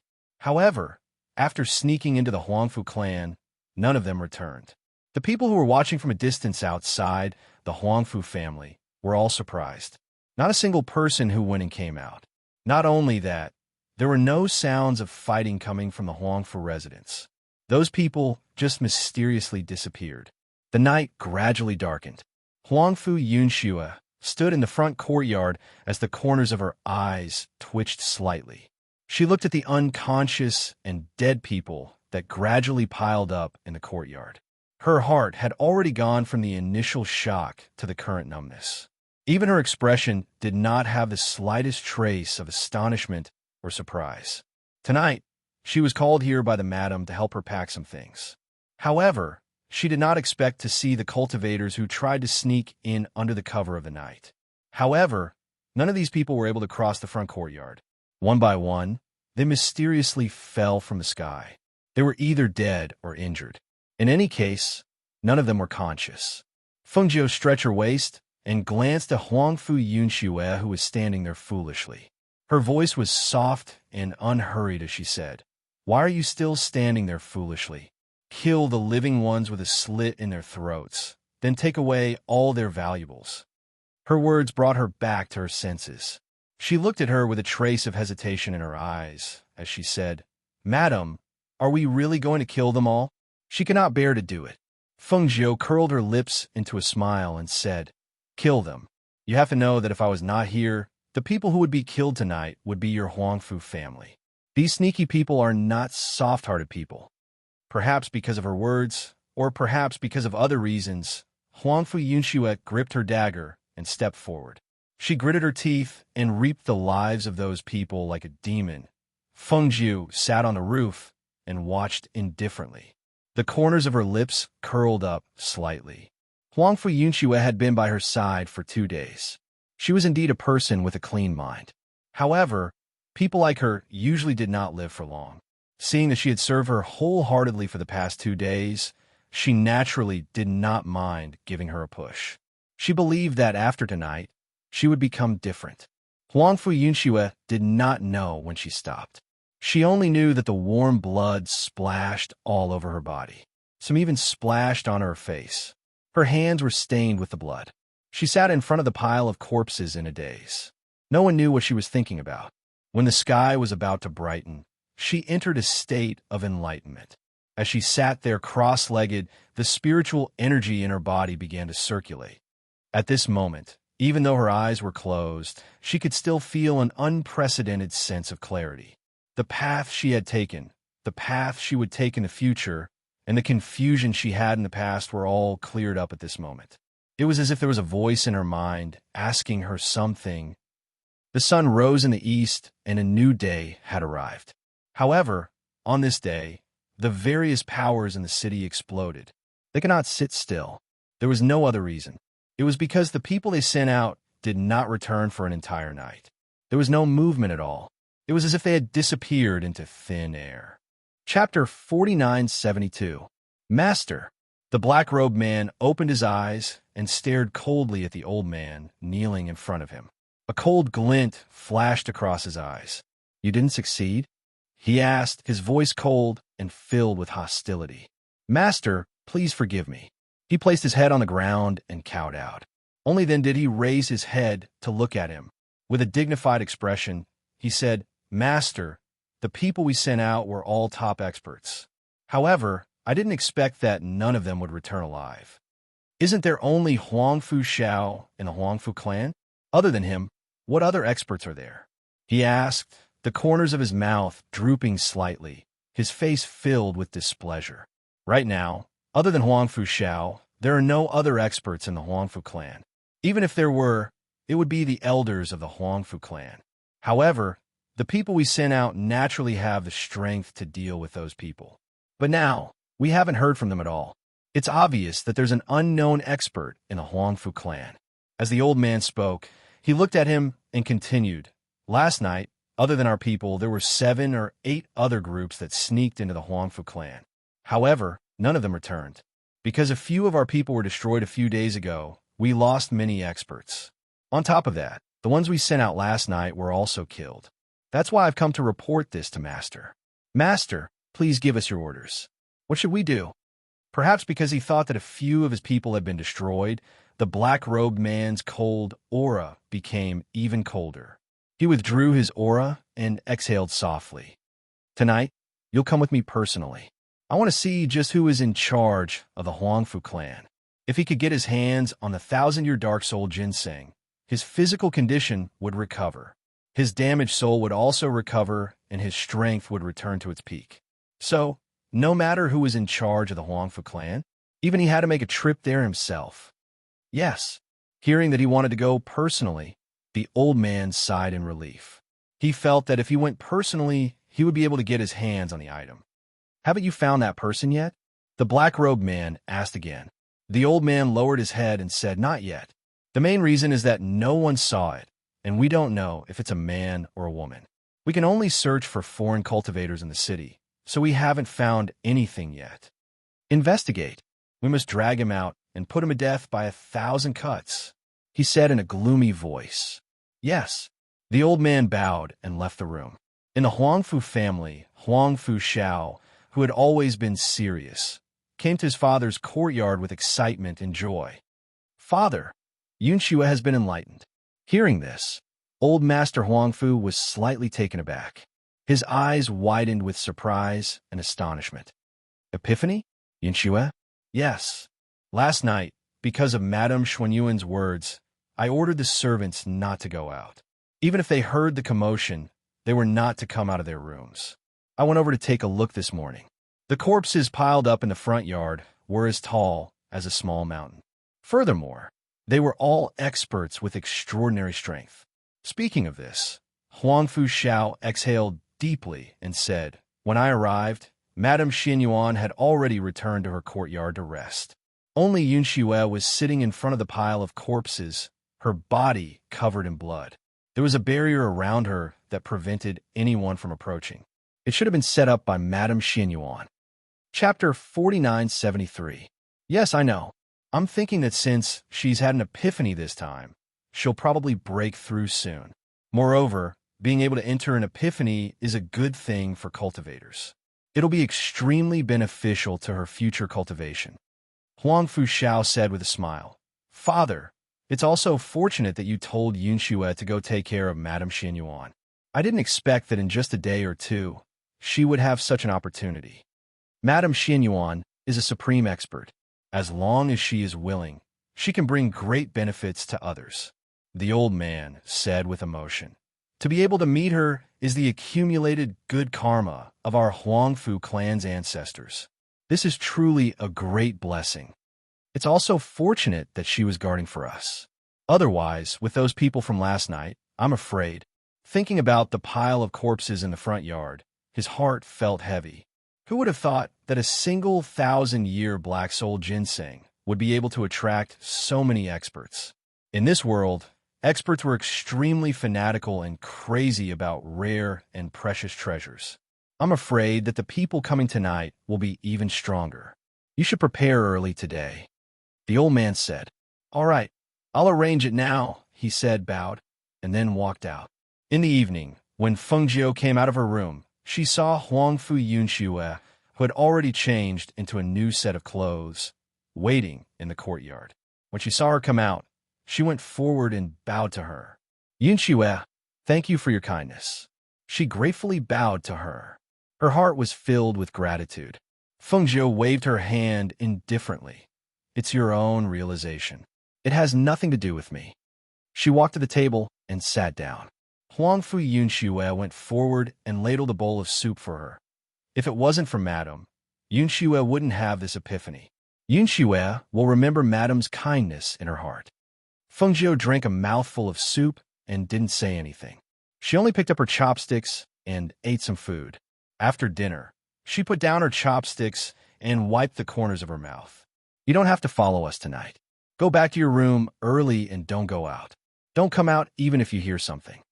Hearing this, Huangfu Yunxue recalled the scene from last night. Her heart skipped a beat, but she didn't ask any further. Instead, she replied respectfully yes.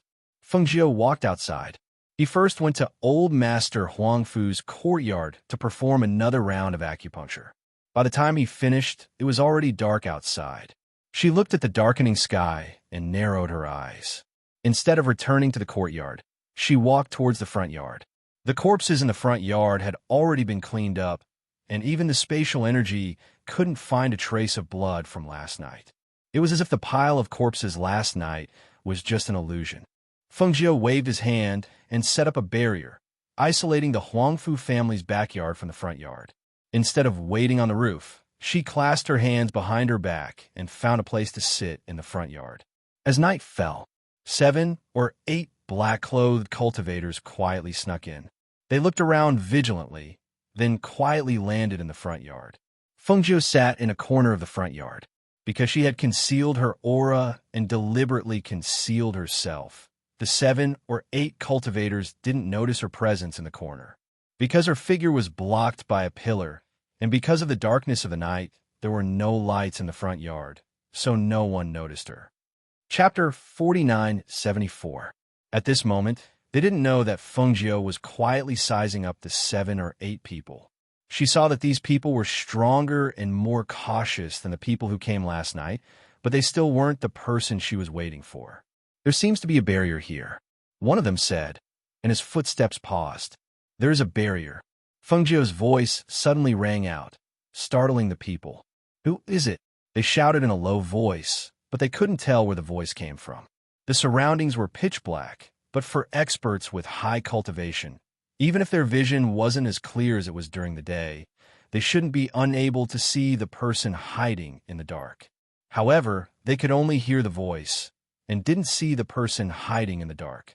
Feng Jiu walked out from the dark, and her gaze swept over the people, asking, "Who are you?" The leader's vigilant gaze fell on the person who walked out, and he was surprised to see that it was a woman.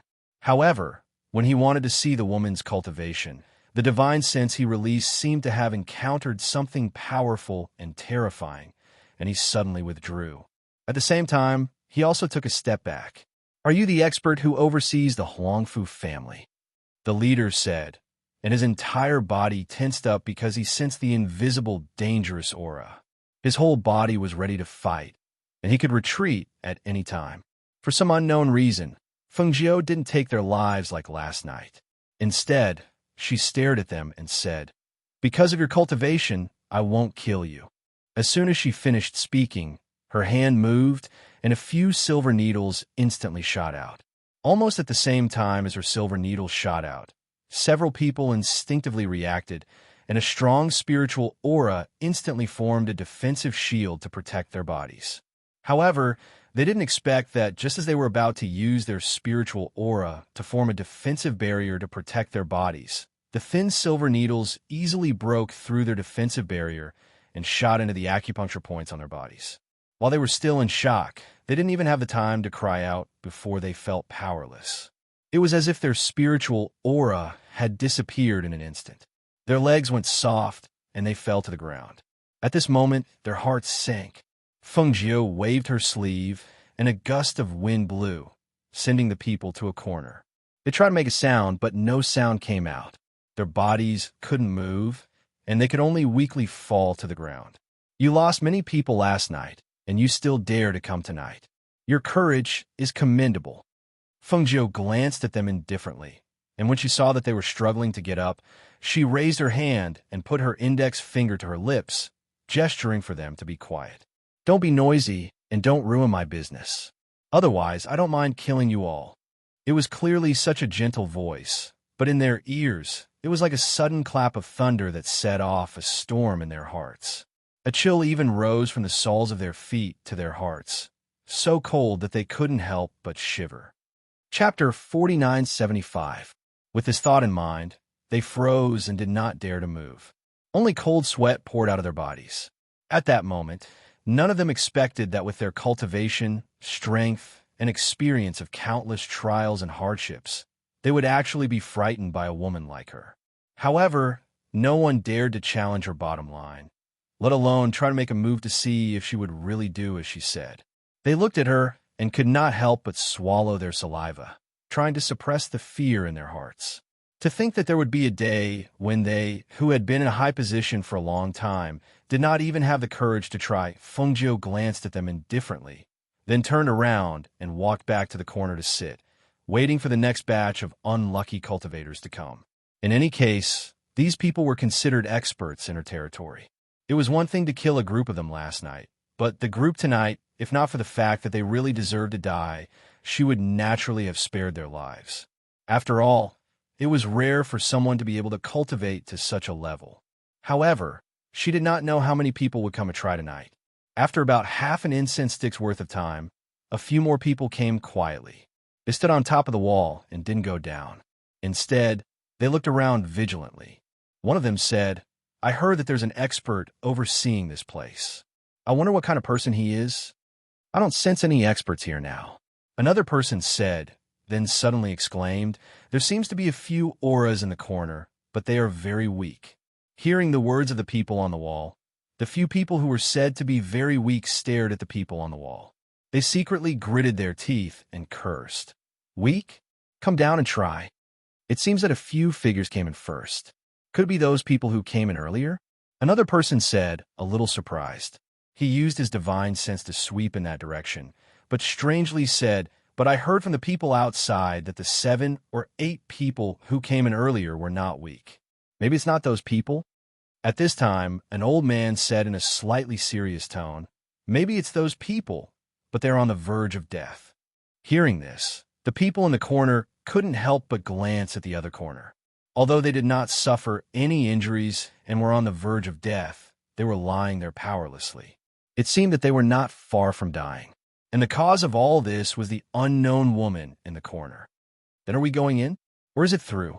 A person on the wall asked. The surroundings were silent for a moment. No one spoke, as if they were thinking. In the end, it was the old man who said, I already knew that the Huangfu clan has an expert in charge, didn't I? Since he had already come, how could there be a reason to retreat? What's more, we only intended to bet on the 1,000-year-old dark soul ginseng. As for the Huangfu clan, we'll try our best not to hurt them. Good, then let's go. The other person also expressed his agreement, and as soon as his voice fell, he rushed down to the courtyard below. Seeing this, the others also jumped down. The 7 or 8 black-clothed men in the corner who saw them jump down all revealed strange smiles at this moment. It's good that he's down. Once they came down, they would have company. You just didn't know who these unlucky old fellows were. Chapter 4976. The few people in the corner snorted in their hearts. They saw a gust of wind sweep the few people towards them. When they saw the few people falling towards them, their eyes widened. They wanted to retreat, but they could not move. They could only watch as the few people fell towards them and pressed down on them. The few people at the bottom groaned. It was the sound of their bodies being pressed down by the heavy pressure. The people who fell on top were stunned. While they were stunned by the human cushion under them, they were also extremely shocked. They had just entered. How could they have fallen? Who on earth had done this? How could they do it so silently? Fengjiu did not come out from the shadows. She was still waiting. Aside from the auras in the corner, there was no one else around. In the following time, no one else came in. She waited until midnight. Just when she thought that the person would not come tonight, she saw two figures jump onto the wall. When she saw the two figures, Fengjiu narrowed her eyes. She was the one who had destroyed that person's spirit. Therefore, even if that person did not show his face, she could still recognize him based on the aura of his spirit. It was very obvious that one of the people standing on the wall was the person she had been waiting for. "Master, there seems to be someone over there," the old man next to him said.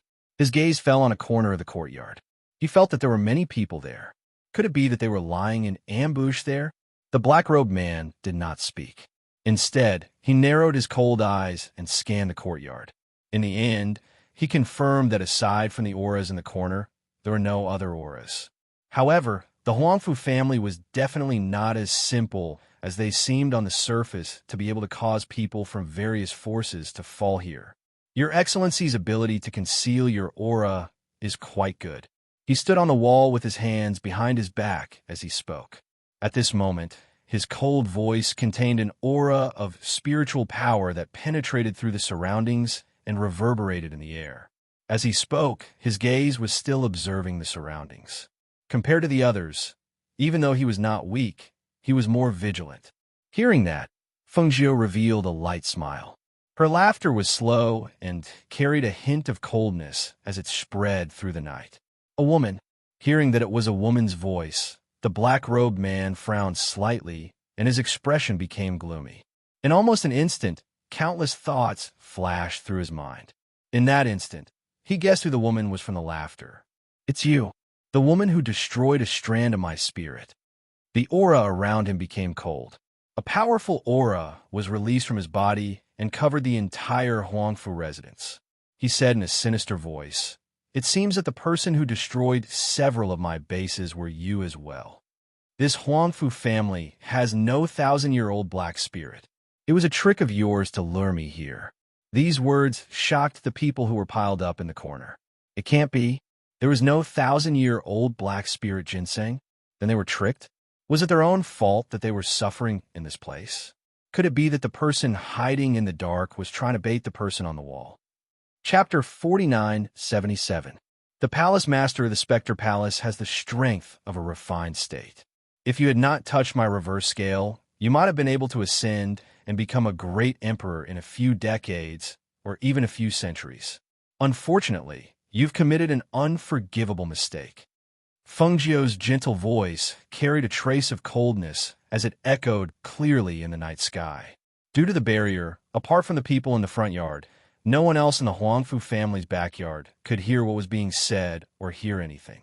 The few people in the corner had already instinctively held their breaths. They only felt cold sweat seeping out from their backs, and a chill ran up from the soles of their feet. Fear spread in their hearts, and they wished they had never come to the Huangfu family, never seen this scene, never heard these words. The strength of a supreme being had been casually mentioned by the woman. Her tone and voice made it seem as if she didn't place a supreme being in her eyes at all. However, they knew that the refined state strength could easily turn Yaoyang City into ruins with a stomp of her foot, not to mention the fact that they were still lying in the corner. If the two parties were to really fight, would they not be implicated? If one of them was unlucky, they might even die here. Since the woman had said those words, it was obvious that she was stronger than the refined state's opponent. Throughout the world, there were not many women with such strength. However, they were unable to guess the identity of this person. The black-robed man's eyes twitched when he heard the murderous voice. He stared at the green-robed woman below and asked, "Is it that little girl?" He had only exchanged blows with this woman once.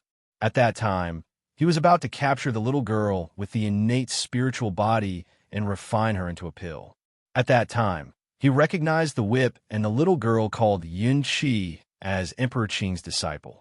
He had thought that he could quietly get rid of her. Even if Emperor Qing found out in the future, he might have successfully ascended by then. However, He did not expect this woman to suddenly appear and ruin his plans. I haven't even settled the score with you for ruining my plans, but you've delivered yourself to me. Since that's the case, I'll have to properly deal with you. He felt that it was because he only had a strand of his soul last time, which was why that strand of soul had been destroyed. Now that she was facing his true body, he didn't believe that he would lose to a woman with his strength and cultivation. As soon as he finished speaking, his hand turned into a claw and attacked Fengjiu below. He released his powerful aura and pressure, forming a powerful force of oppression. However, he was facing none other than the Empress, the Phoenix Master, Fengjiu. From the moment he had attacked Yu, he was destined to die.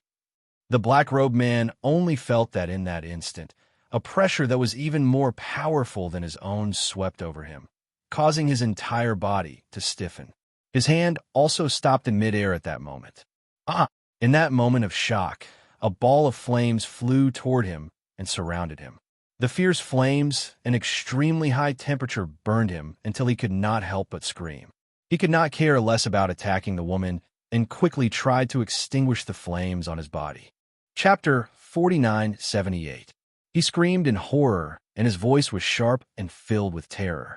The flames on his body continued to burn, and no matter how hard he tried, he could not put them out. Furthermore, these were not just natal heavenly flames. They were ancient divine flames.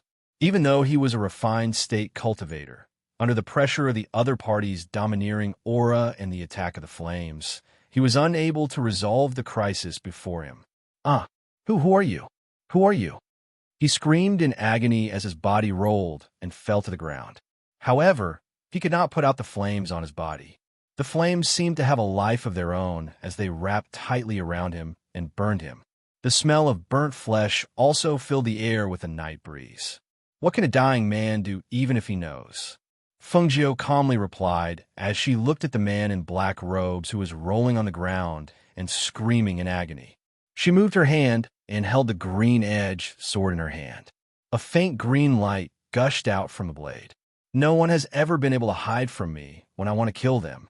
Her clear and cold voice rang out as she raised the sword in her hand and slashed down with a sharp sword intent.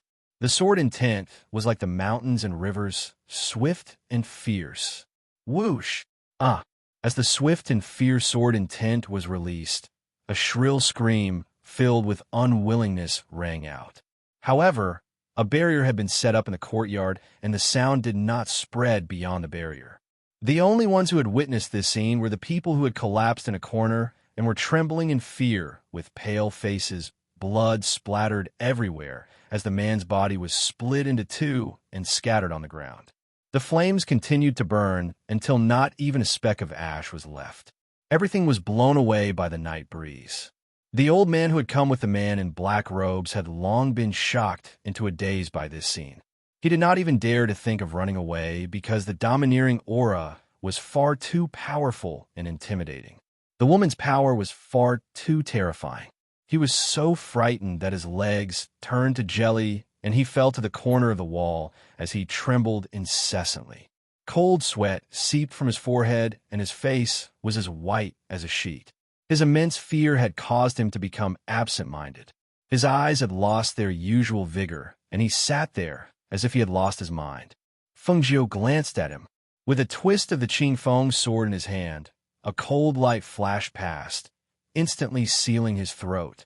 Even as he died, the old man's eyes were wide open and his face was filled with terror. He didn't even let out a scream. The people in the corner were desperately trying to reduce their presence. What kind of existence was the Hall Master of Netherworld Palace? Let alone the people in Yaoyang City. Even the nearby experts had heard of his name and knew that his strength was extraordinary.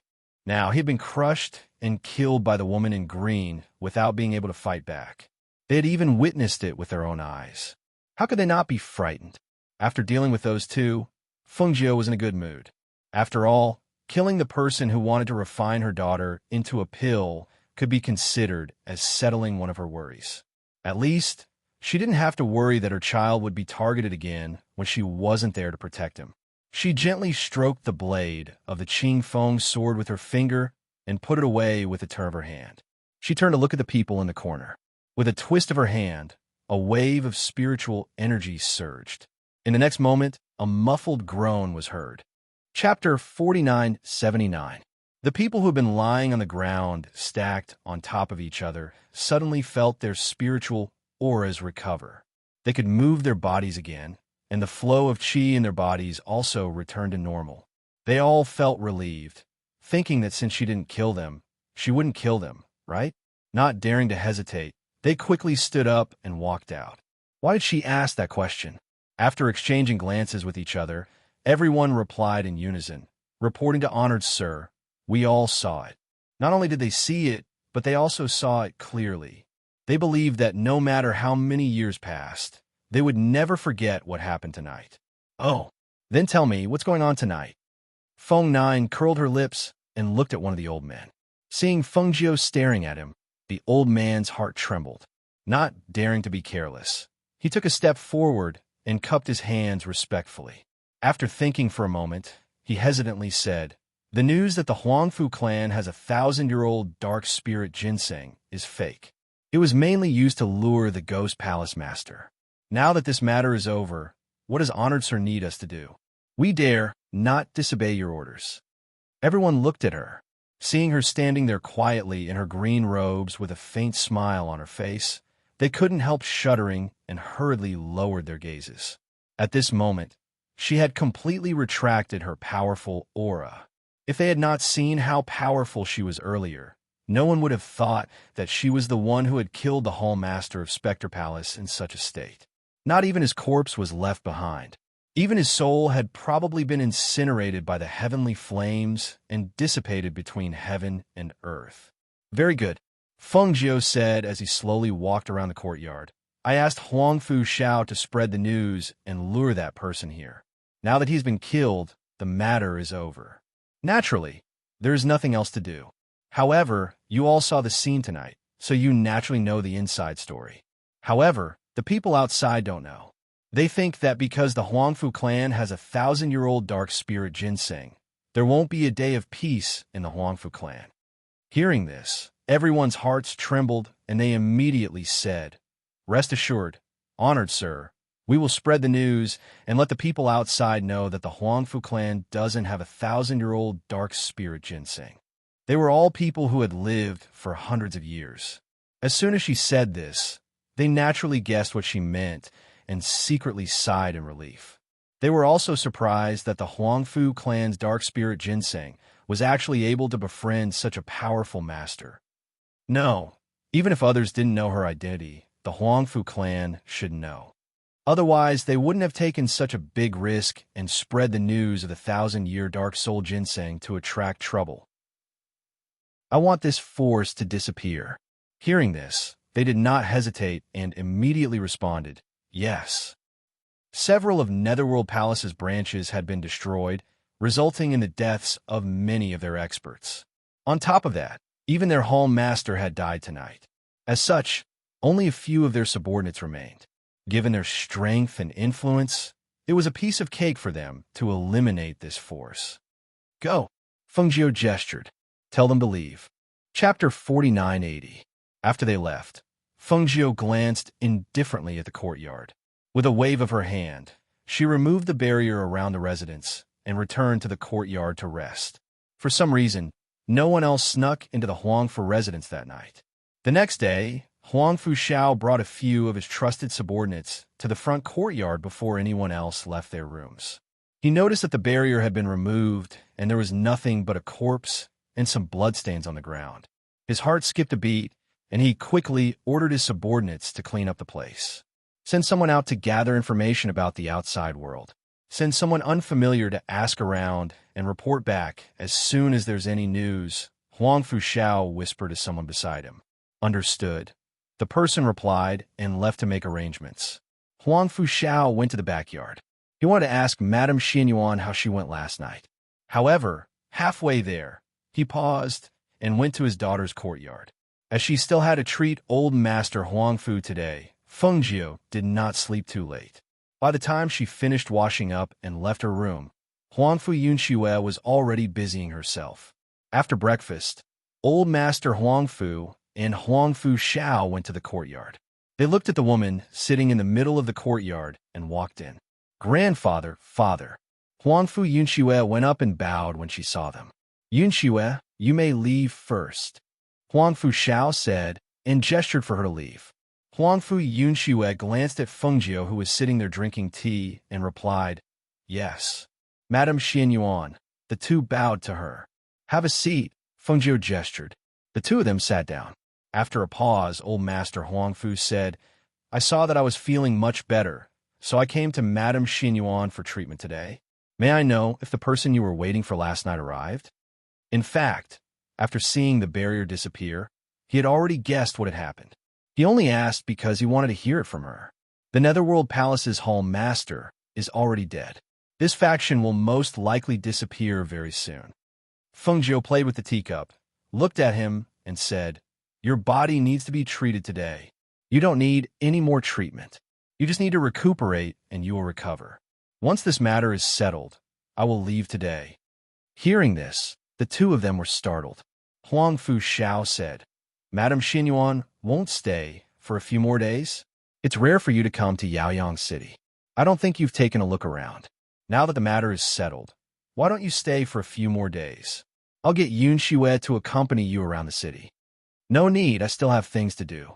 She shook her head and said, hearing that she still had things to do, they couldn't keep her any longer and could only give up. In the courtyard, Fengjiu treated him again. After a while, he withdrew his hand and said, you don't have to worry after I leave.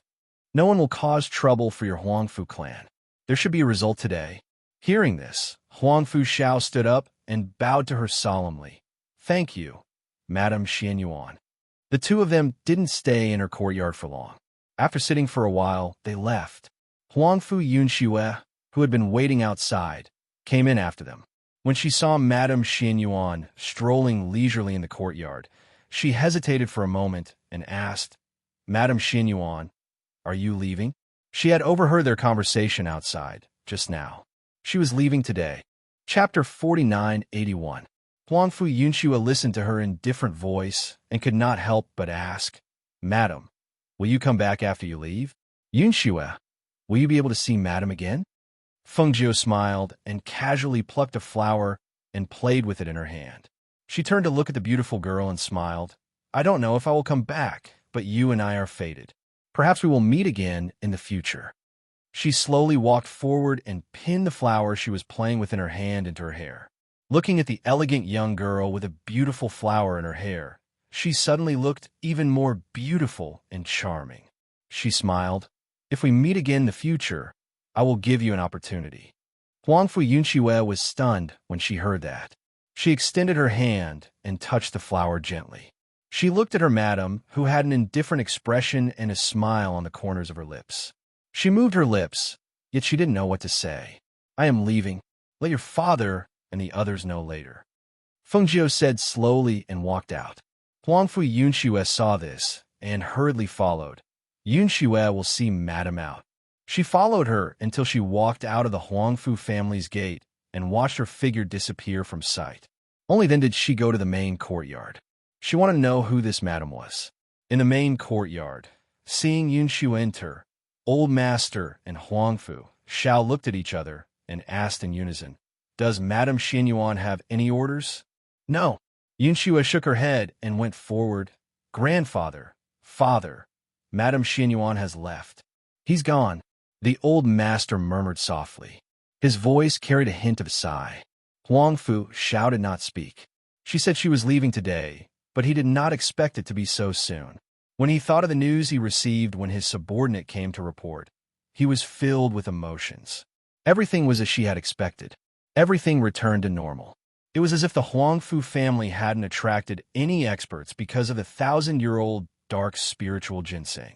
She had left in a huff, but what she left behind for them was an unforgettable shock. Grandfather, father. Huangfu Yunxue knelt down and looked at the two of them. What are you doing? Huangfu Xiao asked. Grandfather, father, please tell Yunxue who this Madame Xianyuan is. She looked at the two of them and said, Yunxue gained enlightenment because of her, but I don't know who her benefactor is. I feel really uneasy. Hearing this, the old man sighed and said, "So what if I know? Our Huangfu clan is fortunate enough to have the chance to meet such a supreme noble. Grandfather, please tell Yunxiu." She kowtowed to him. The old man looked at her and thought for a moment, then said, "She is the Empress Phoenix Master." Then he added, "It's good that you know this, but don't tell anyone." Huangfu Yunxue was shocked. She had guessed that the Empress Phoenix Master must be very noble, but she did not expect her to be such a supreme existence. The Empress Phoenix Master. Even though she rarely left Yaoyang City, she had heard many stories about the Empress Phoenix Master. She did not expect that she would be lucky enough to serve by her side for a few days. When she thought of what the Empress Phoenix Master said, an idea surfaced in her mind. Almost without thinking, she said, "Grandfather, Father, I want to travel." Chapter 4982.